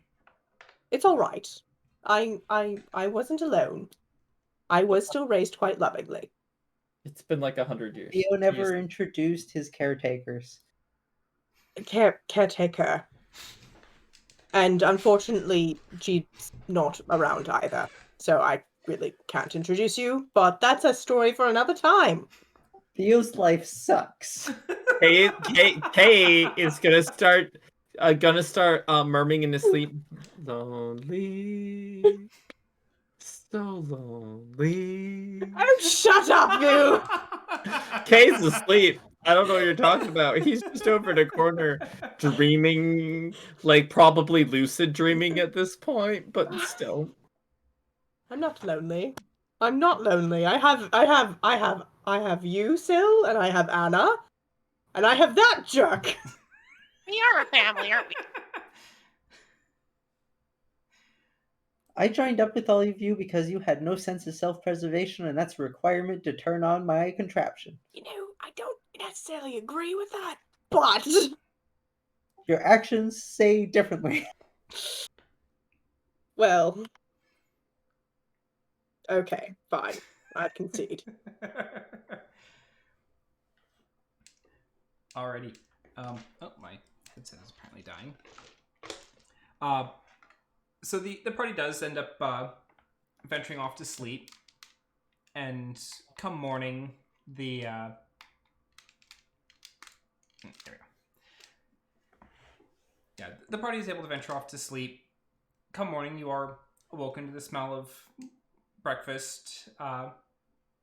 Erythane is up and making some just toast and eggs, and another pot of tea is on. And as people are waking up, like, breakfast is almost ready. Please feel free to grab a seat at the table. I'll have it over shortly. You. No, sit down for breakfast. Yep, Theo will sit. Erythane will, like, once everything's done, he'll set it all out and go over and shake Kay awake. It's breakfast time. Okay, I'm getting up. Still sitting here thinking, it's like, how did he have enough time to make us food? Did he not sleep? Wait, Theo doesn't sleep. Oh, right, elves don't sleep. We don't sleep, yep. We go into a funny little trance. Yeah, it's hilarious. Kay says, like, stretching as he moseys into the kitchen. Just oh. Elves are like Thank- dog. Dog just needs downtime. Doesn't need sleep. A couple Unless hours you of break. defrag. But yes, as I was mentioning yesterday, I want to stop off at the market quickly and get myself some rations for the trip. If there's anything that the rest of the group requires, probably be a good idea to grab it then.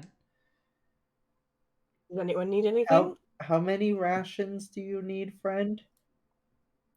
Well, we're going on a 6-day journey there, and so at least, at minimum, 12. Probably grab Well, 16 you- just to be safe, just in case something arises. Because always plan ahead, always plan a little extra. Well, since you're being our guide, here you go. And I pull 16 rations out of Dog's mouth.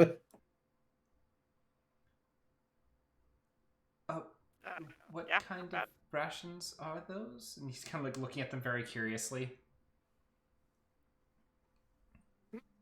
A lot of those would be the prepared meat that Kay made, It's not prepared meat. Excuse you. or It is. dried, or It salted, is. or It, whatever. it was. is. It is spicy dragon jerky. Thank you very A much. bunch of it is dragon jerky. A bunch of it, I don't know. I had 69 rations in Dog's mouth. I don't remember where Nice. all of them came from.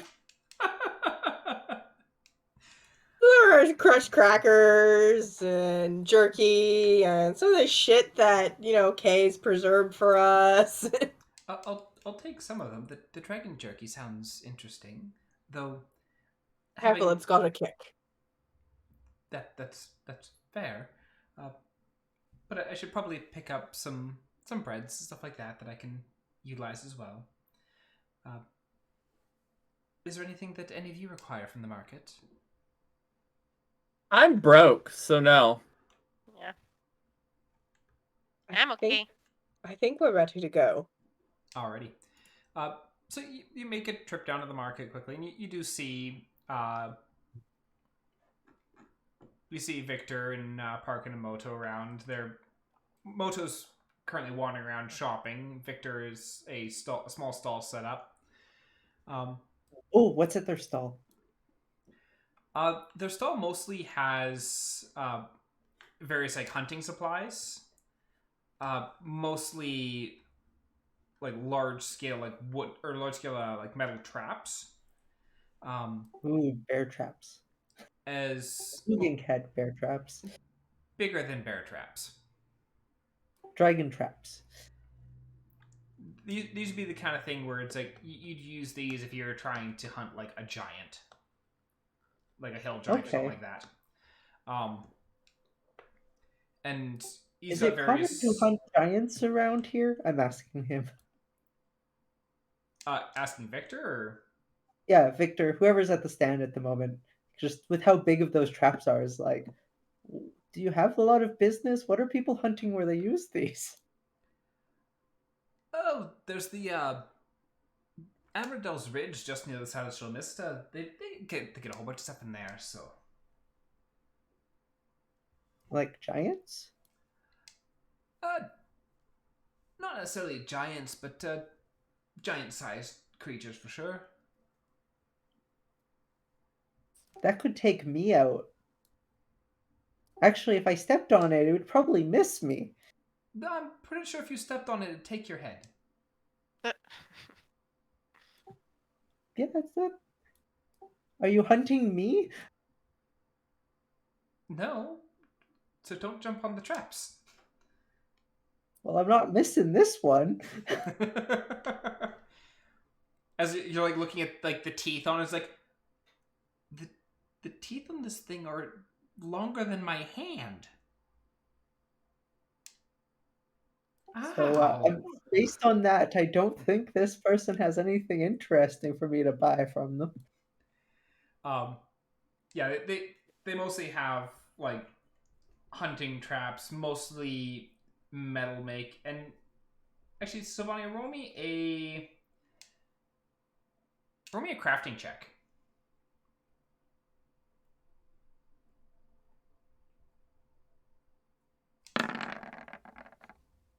18. 18. These are not quite dwarven make, but very close. Are they dark dwarven make? I can't remember their name off the top of my head. Their actual They name. are not Lager. Swerfneblin. Oh no, that was hard.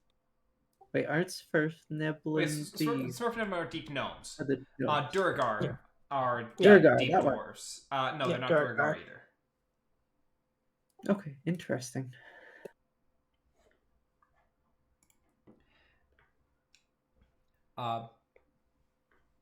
Yeah, Irithain goes, grabs himself, some just like the hard bread. I can't remember what it's called off the top of my head.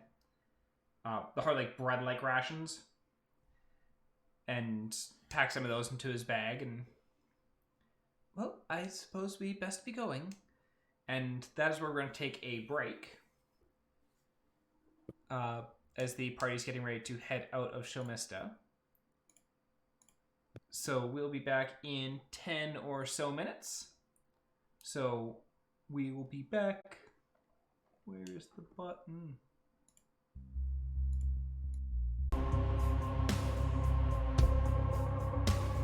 Bibbidi bobbidi, where the frick is the boot? There we go, and we are back. Oh, I forgot to put Jamie's token up because Jamie is now off to go pick up husbando. Oopsie, that's the wrong one. Oh god, that's definitely the wrong one. Which token is it? I'm not seeing it. I accidentally clicked the thing that hid all the tokens and then hid none of the tokens, so now we've got the big ass DM face and Anna's face and okay, hide that one and that one. Theo's no longer here. Hide that one. There we go. Violence is always a trap. It's always a time. Anyways, so the party, along with Irithain, head out of Nodelive and start heading east into the forest. And as you're heading along, the trees here, you're really coming to just acknowledge how massive these trees are, especially as you're moving around in amongst them in more of a unkept fashion. In Nodelive, the streets are still fairly well defined. The trees even seem to be grown in a more of a planned pattern, whereas here it's wherever the seeds fell kind of thing. So you've got a lot more just randoms. You'll see a couple trees that have kind of twisted into each other, and then you'll have a 80-foot gap of nothing, and then another batch of trees starting to pop up. The sun So peaks... redwood foresty. Yes, very much so.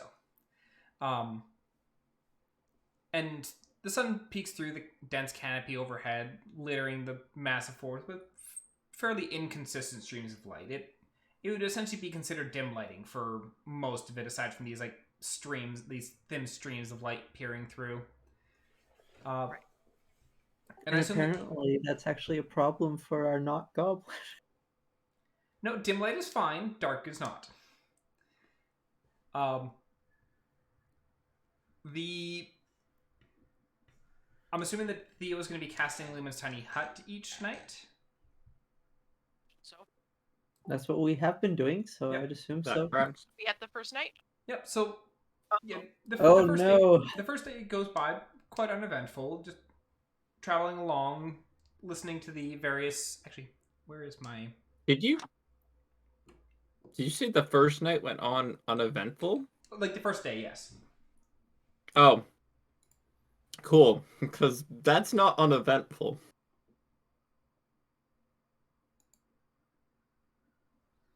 Why does Theo always surge when Jamie's not here? Because that's half the fun. So roll me the D4 and the D100.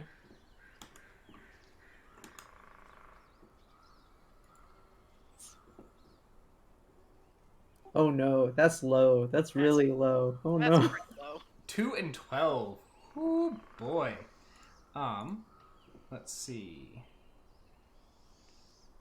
Campaign magic surges. So this is this is the 24th surge. This is session 58. Column 2, row 12. Maybe it fills Theo's pockets with spiders. Is that We've on the list? we officially have a surge on average every second session.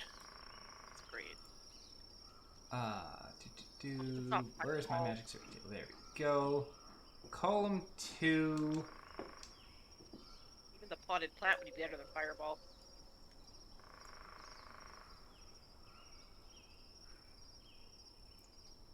Could be worse. But it could be better. It be could be one. a lot better, but it could be worse. Right.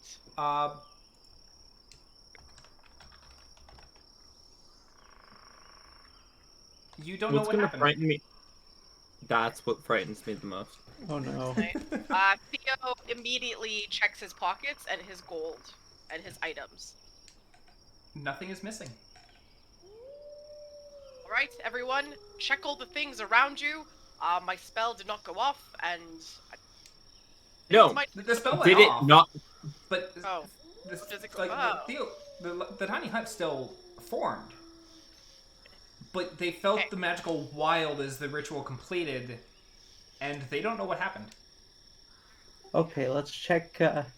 Like, are Theo's eyes the same color? Or Yeah, do the rest of us still have all of our gear?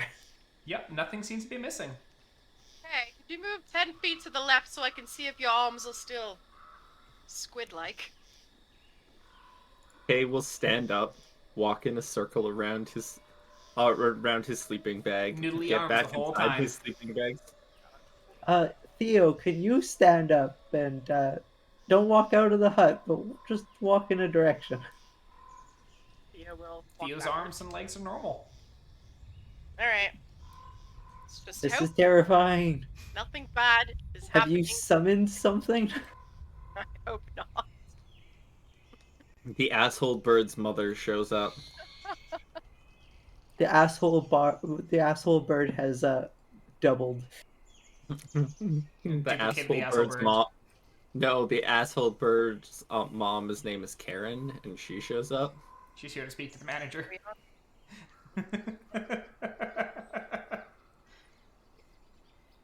But yeah, roll me a perception check for Theo. Betcha. 15 for Theo. 15. Then they're not seeing anything too out of the ordinary over the course of the night, or over the course of their watch. Like, there's various wildlife that they hear out and about, but nothing that seems dangerous or a threat. Nothing seems to be too interested in the dome, and their watch comes and goes without problem.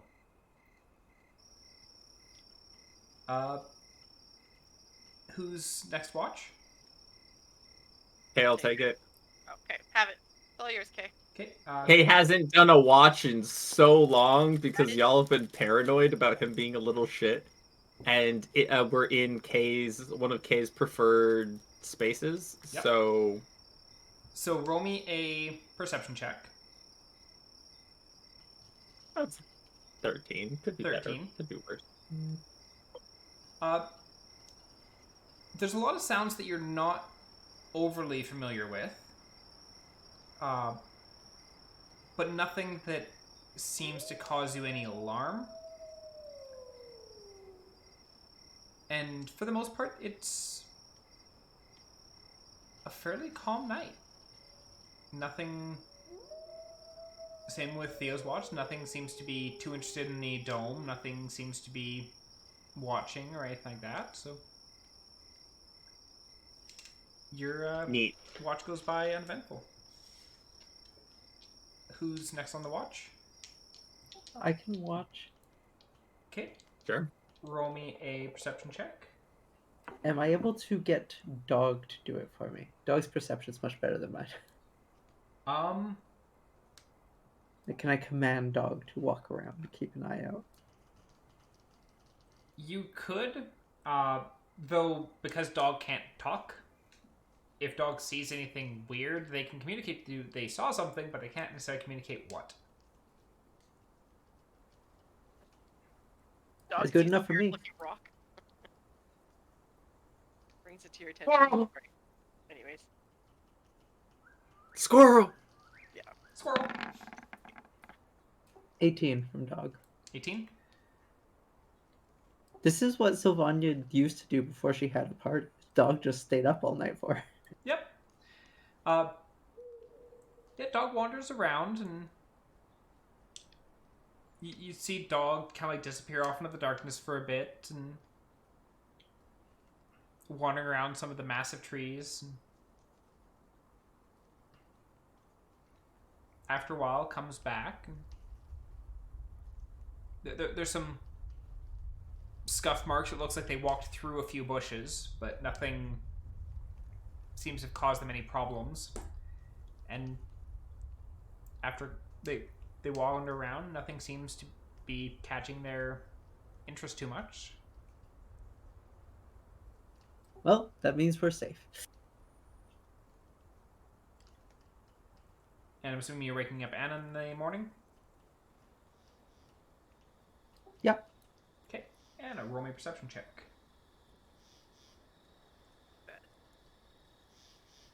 23. 23.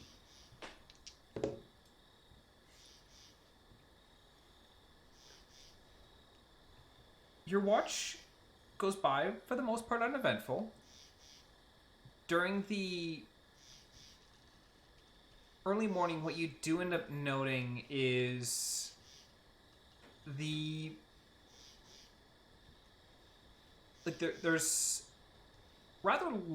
some rather large bugs here. Not as large as they were in the Doan wetlands, where you had like the giant moth on the freaking side of the cabin.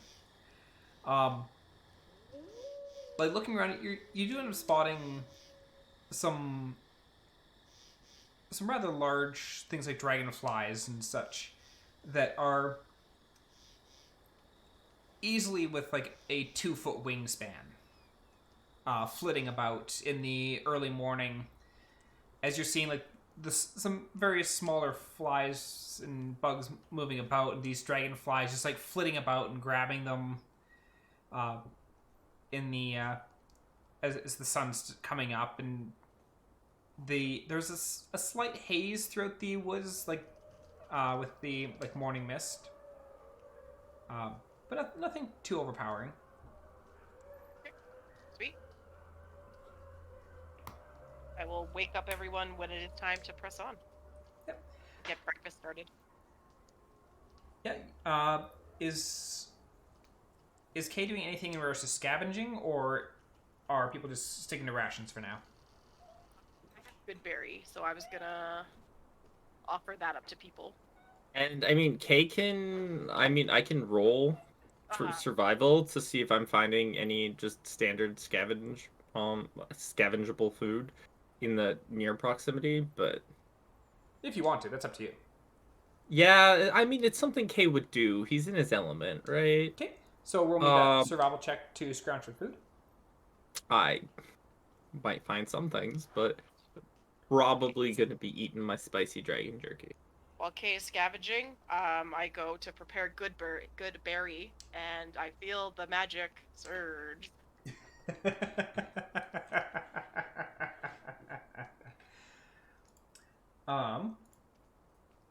Well, roll me the So we got 2 and 82. The other end of the 2-1.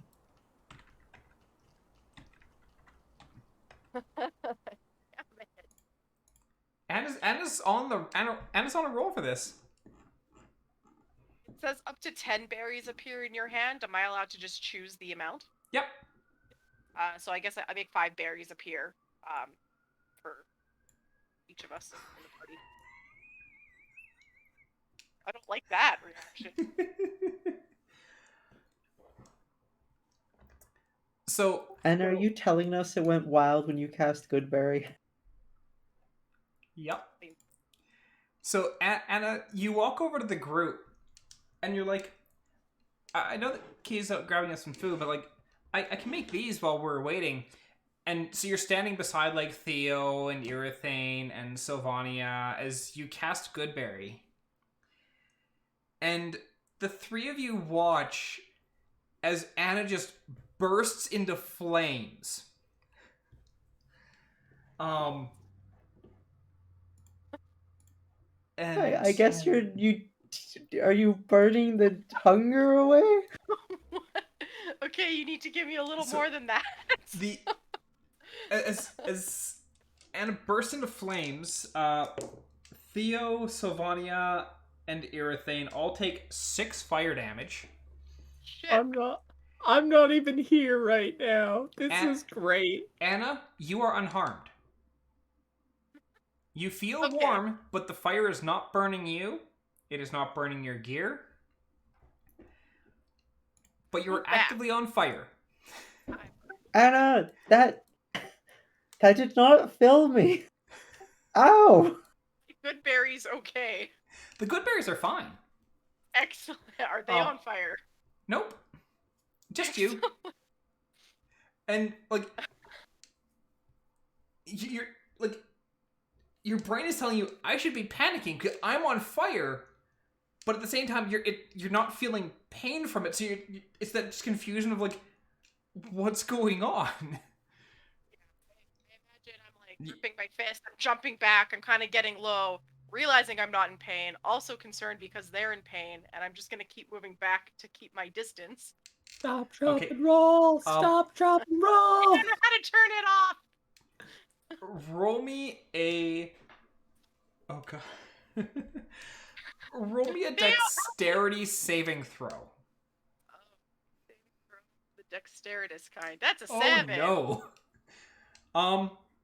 You're kidding. So you were on fire, like backing up away from them, as you back into a tree. Can I do a thing? What are you trying to do? I have a reaction. I don't know if it is going to be enough, but I can give her a +4 to that save You with can try. Flash of Genius. Okay, I will use one, and so it's an 11. I don't know if that's enough, but it's an attempt. Does it just give 4? Or does it give 1d4? It gives +4 because it gives plus my intelligence modifier. Okay, and which spell is that? It's one of my artificer abilities, Flash of Genius. Ah, okay. Sadly, still not quite. And you're like backing up because like you don't want to be too close to them because they got hurt from you lighting on fire, and your back hits a tree, and you're like, oh no! As you turn around, and you just watch these flames just starting to trickle up the tree a bit. Really? I want you to roll me a. Oh, what would this be? Roll me an intelligence check for Theo. Can do. Great intelligence. 11 for Theo, which kind of Oh. tracks. You've just been burnt. 11 does beat Theo's response because she's spent about enough time around Sylvania and has done this before. He's gonna start casting control flames and start dousing the flames that are starting to crawl up the tree a bit. Excellent. I think that's better than throwing ice at it. And it takes a few casts, but Theo is able to get the fire under control before it really catches on the tree.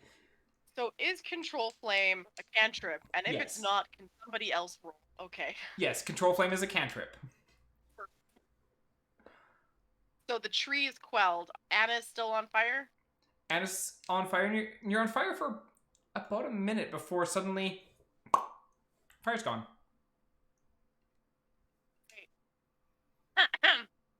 Goodberry? Anyone? I'm having a ration. All What, Theo? What, Ira? Thane? Urethane, yep. Yeah. Kay, when you get back, like, you were able to scrounge up some berries, like, not a whole lot, just with a little bit unfamiliar terrain, or a little bit unfamiliar area. Like, you looked in the areas that you normally expect, like, oh, I should be able to find some stuff here. But you also get that maybe with being this close to the city, there's probably other gatherers that go out and do very similar things, so you weren't finding too much. Yeah. But you come back and you can see these burn marks on the side of this tree, and a few like soot marks on Annah. Hay's gonna immediately turn to Syl and go, "What did you do?" About what? Was I supposed to do something? Did I forget something? There's fire marks. You're the most pyromantic out of all of us. Oh, that wasn't me. That was Anna. Do you like a good berry? Kay's gonna have like his basket of food. I'm like, I'm good, thanks. Alright. I'm gonna turn to Theo and say, Theo, you should eat these. They restore 1 hit point. Also, Urethane, you should eat these. They restore 1 hit point. So Anna will take 1, and they can each have 2, restoring 2 HP from the 6 that I did. Yeah, so they eat up, and that's one way to start the morning. Everyone says that it reminds me about how I tried to light Kay on fire, but then Anna goes to make breakfast and tries to burn down the whole forest. This girl was on fire. I'm just glad you two didn't nat 1 on like Anna's dex save or Theo's intelligence, or we would have had a lot bigger problem on our hands. Suddenly, we are on the arc of the forest fire that we caused. Yeah. In the very important forest, to the very pompous elves. I mean, at the same time, forcing our DM to update his map so there's a clearing on it now where a forest fire was actively seems kind of funny to me. Question about Urethane. Oh, go on. Yes, go ahead. I'm just wondering, since I burnt the tree, I set it on fire. Did he seem like not just alarmed because the tree is on fire, but did he seem offended or sad, like I had done something super taboo? Roll me an insight check. I'm getting the sense that he's not quite oh, it's an 8. The same as the other elves that are maybe like yeah. With an 8, you're not too sure. He was alarmed that he was briefly on fire, and that the tree was briefly on fire, and that you were briefly on fire, and there was a lot of fire this morning. He's not too sure how to feel about that. He just wants to keep an eye on him, and if he seems like he doesn't like Anna anymore, she'll apologize. Like if she's really offended. Oh, okay. Something important to him. As the party carries on, heading through the forest, leaving the evidence of your first night's stay, or of your first morning behind, the party's able to continue traversing through the forest. Kate, remind me, with your survival, or with your this being your favorite terrain, do you provide bonuses to I believe allies? I don't think so. I believe it's an advantage on like non-combat. Hold on. If I remember correctly, it's advantage on survival checks, and he cannot become lost. Oh.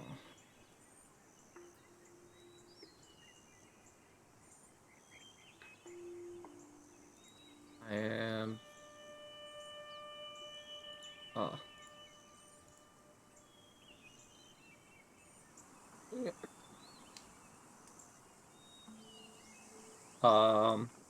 You have favorite terrain type. Proficiency bonus is doubled for proficient skills when you make an int or wisdom related check. While traveling for an hour or more in your chosen terrain, difficult terrain doesn't slow your group's travel. Your group can't become lost except for, by magical means. You remain alert to danger even when you are engaged in another activity. You can move stealthily while at a normal pace. You find twice as much food while foraging, and while tracking creatures. You learn exact numbers, sizes, and how long creatures have passed through the area. Okay. So as you're traversing further into the forest, like it does, like the density of the forest does get quite a bit heavier. There is a lot of like ground growth that has occurred between the large roots of the trees, all the bushes and vines and all that kind of stuff that are growing along the ground. But the party is able to follow along behind Kay quite well, as Kay is able to like kind of guide paths. And Kay, some of this reminds you a little bit of the Feywilds, with just like the way things are growing. You're able to help navigate quite well through the forest and make pretty good time over the course of the day. As evening does start to gradually encroach in, you start to get a... Actually, roll me a perception check.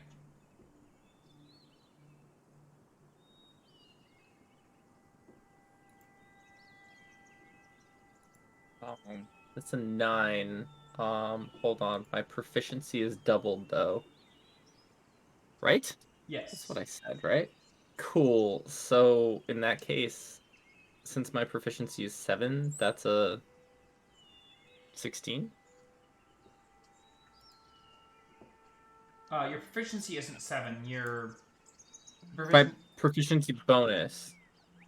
is Yes. 3 right now? So jealous if it's 7. Holy crap. Yes. My base number is 7, or the number in the sheet is 7. But it's your proficiency bonus, which is currently should be 3 for level 7. Yeah, it is 3 at the moment. So there you go. Your Okay, so it's 6, so it's 12 then. Okay.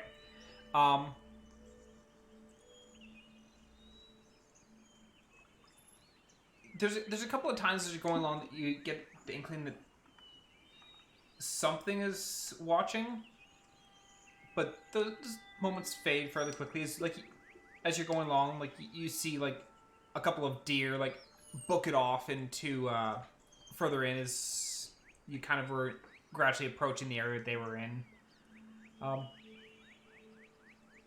But for the most part, your day of travel goes by without issue. Anna, let's grab another roll from another surge check from Theo. Let's check the explosion check. Did not explode this time. Explode.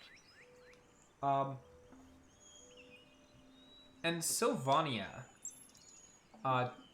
during the night, or in the evening, as like the party's kind of like hunkering down into the,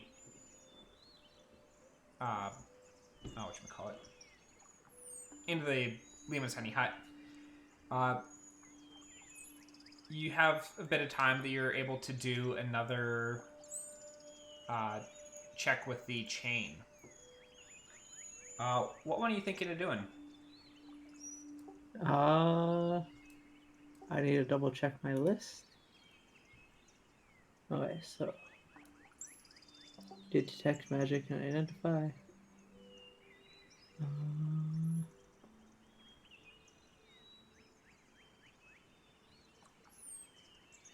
The saw one wouldn't be a horrible one here. Enhancing a saw from carpenter's tools. I'd have to make the carpenter's tools first because I don't currently have them. Yep. So But carpenter's tools isn't a horrible tool to have on me here. Yeah, so you take an hour to change your tools over the carpenter's tools, and you enhance your saw, and you just go to town on this chain. Roll me a strength check. I am not good at those. 15. Not too bad. So you you have Theo's chain in hand, and as you're like just grinding this saw down the chain, and after like going at it for quite a while, you like stop and take a look at it. There's some scuffs on the chain, but it doesn't look like you've actually cut into the chain. And then you look at your saw, and the teeth are like cracked and like worn down on your saw now. Even with the enhanced weapon on it, which I need to roll a surge for, so that it's magical. So it did not explode when you made it magical, but even with it being magical, like it seemed to just be wearing down the saw. Which is odd, because normally magical items tend to be a bit more resilient than this. Yes, that's what I was thinking. That was the whole idea behind it. So, like, even magical things. Okay, I will add that to the notes.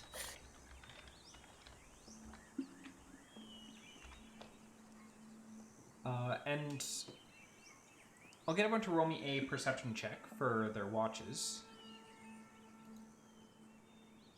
Anna's is 22. 23. And Theo's is 15.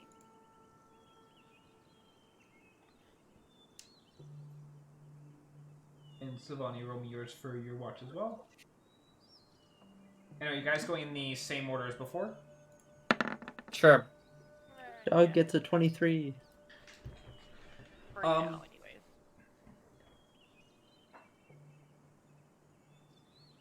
So, Kay and Theo's watch goes by fairly uneventful. Sylvania, when you're sitting there, like dog's out walking around. Yeah, I'm keeping an eye on him so that I notice if he notices something. Yeah, and you're watching. You're watching dog, and there's like dog's walking through like a beam, like a moonlight beam, that's just like shining through the trees. And then you watch dog like stumble a few steps to the right, and then keep walking around. Does it look like he slipped on something? Like, is there a root he tripped over, or? It's hard to tell from where you're at, but like as dog's like looping around back, as they get back to you, you see an arrow is embedded in dog's side. Dog, that's the sort of thing that you're supposed to point out. And I'm going to wake people. the on the arrow, like the arrow is like it hit fairly deep into dog, and that you do notice that there is a piece of cloth tied to the arrow. Does it say something on it? If you take it off and take a look at it, where is it? You do find a note. Can you read it, Elven? No, I can read Sylvan, but not Elven. You cannot read what it says. Am I able to generically tell what language it probably is? Yeah, you've seen enough Elvish in your as you've like been studying different things, trying to find information on your blueprint to know that this is Elven. I just can't read it. Okay, I'm gonna poke Theo. Yes, still? Yes, is it morning? Not morning. Someone shot dog. Had a note on it. Is dog okay? Theo will take the note. Well, I'll be able to fix it. You don't seem too alarmed, so we won't. And Theo will read the note. And the note is short and sweet. Watch where you tread, outsiders. You desecrate this land with your presence. Huh. Annah! Yeah. They saw you burn the tree. I'm so sorry.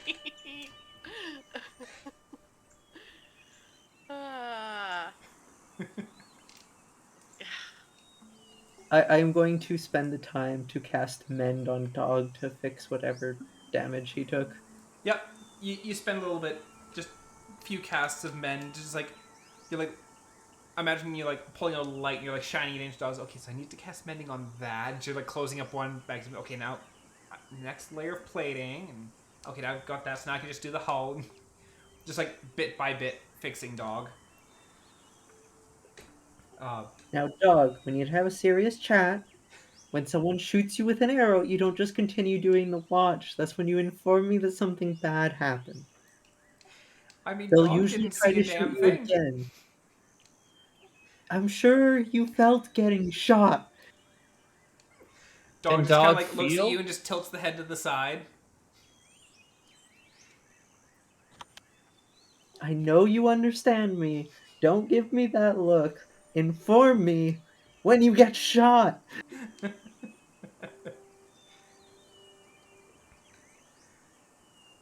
uh, but the rest of your night, or the rest of the night overall, goes by fairly uneventful.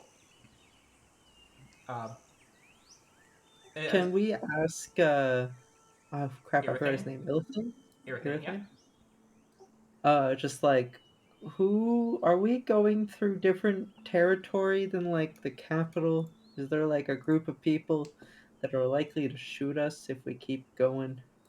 Uh, You know, like actually shoot us with not messages? well, outside of each of the temples, there are various clans. I don't necessarily know at this point who this arrow would be from. The arrow itself is not very definitive. There are some elven clans that are extremely displeased with outsiders being within Shilmist as a whole.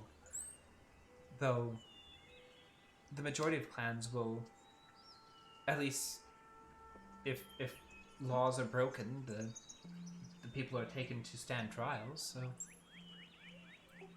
Taking to stand trial, not shot on sight.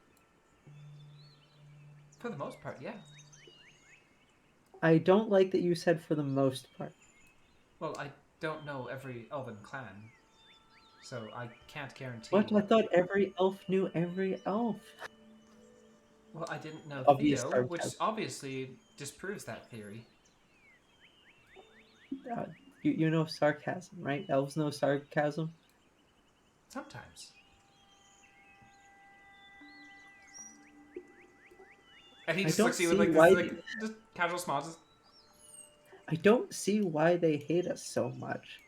It's like, especially, you know, like gnomes have Fey ancestry just like elves. We just ended up smaller. I think some elves, it's more so they deem this as their holy land, essentially. So others trespassing upon it, they may deem as wrong, I suppose. Though, It's not like we're an orcish raid that is burning everything as we go. Anna accidentally almost set one tree on fire. Yeah. yes, And three friends. I was going to say, Anna, that please don't light any more trees on fire, though. Actively try not to. Are you casting Goodberry again, Mel? Yep. Actually, no, I'll stick to rations. I'm gonna laugh really hard. It's another one. Nope, sticking to rations today. Anna will cast Druidcraft, though, to create a grove of flowers as an offering of apology to those that are following us. Okay. So when, yeah. Make And sure Kay's it's gonna local go look for flowers. food. Make sure it's local flowers. As Anna's just unleashed the dandelion Invasive population on the forest. Invasive Yeah. species, I don't go. know how that works. Can I make it be good plants, or does it just have to be something? You could. Or does it encouraging natural flowers within space Yeah, to grow? you instantly make a flower blossom. So I guess they're just helping flowers along in the Yeah, area. it'd be helping the plants that are already there to thrive. Yeah. Okay, So so you're you not wouldn't just be suddenly in. planting a grove of dandelions. No, no Yeah, dandelion. you're not just like. I bestow upon this forest. Curse. So you're casting Druidcraft. Kay's gone early in the morning and is out and about for a bit. And when he comes back, Kay, you've managed to bag a few rabbits and have a decent-sized bowl or decent-sized basket with various fruits and stuff like that in it. Okay, you don't have a message stuck in yet, do you? He's gonna look around at his body and be like, no, Oh yeah, that's good. I have breakfast. Breakfast is And better than snacks. arrows. Also, do you want an arrow? Sure? I think it's Elven. Here you go. Kale just add that to his quiver and like, okay, and then get to cooking and prepping the food. Yep, you're able to get everyone breakfast cooked up, and with that, like, no one has to write off a ration because you're able to get enough food for everyone for the morning. And the party's able to continue on, heading further into the woods. And I'd like everyone to roll me perception checks as you're traveling along. 18 for Theo. 26 for Kay. And 19 for Anna. So actually, 17. technically you have a 29 because your checks in your terrain. Oh, yes. Sorry. Almost a 30. Almost a 30. Amazing. Sadly, the DC was 30. No, I'm kidding. No, right now, Kay would have to roll in that 20 to hit 30. But I could do it. You could do it. But Kay, as the party is walking along, like, fog does start to roll in a little bit. And even on the past couple of days of travel, like, there have been various times where, like, fog travels through the trees, a little bit of mist, and it's not too unusual in a forest like this, especially of this size. But as you're going along, often the edge of the often the edge of the mist, you can see a shadow move along, and you think to yourself for a second, it's like, that's really odd. I want you to roll me a nature check. Oh, hey, I get bonuses to this one too. Yes, you do. Hey, I rolled a 22. So, Or well, 25? I didn't roll. I think so, yeah. Yeah, because 'Cause I right have- now your proficiency is 3, so it's plus 3 to your rolls. Yeah. And you're like, that's really odd.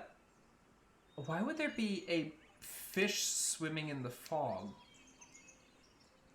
That was a very large fish. That was like Kay an will 8-foot long fish. Kay is gonna be Aaron very stolen bluntly. my fog sharks. Kay is actively just going to be like speaking like all of these statements out loud for the party to hear. It's like, what? And as you're speaking, like, you watch this figure moving along, and it's moving in a very fish-like pattern. And then you watch it turn and start rushing straight towards the party. And that's where we're going to end tonight's session. Son of a bitch! Is it the land shark? Oh, no, specifically not a shark. Fog shark, no. Yeah, thank you to my players for coming out for tonight. Thank you, DM. We get to find out what horrible things lay in store for the party as they travel further into Shelmista. See how many more times we light trees on fire. Hopefully none. I don't know, this party has a lot That of fire was a spells. good roll. That was a good roll. It was. Because the way that my Magic Search table is set up is the higher the roll, the better it is for the caster. And Right. a caster who damages any enemy who is within range of them, or within a certain range of them, is a good thing because it disinclines enemies from getting up close and attacking the caster. However, the Wild Magic Search Table is also non-discriminate. It is better for the caster, not necessarily better for the party. Can confirm. Well, it isn't better for the caster if it gets us killed by a bunch of elves for lighting their trees on fire. Semantics. Alrighty, but thank you very much, my players, and thank you to anyone who is tuning in. We'll be back next week for Mel's campaign. Sweet deal, yeah. So we'll be back next week for Mel's campaign, and then we'll be back the week after that for more foresty shenanigans. Have yourselves a great night, and bye. Bye. Oh.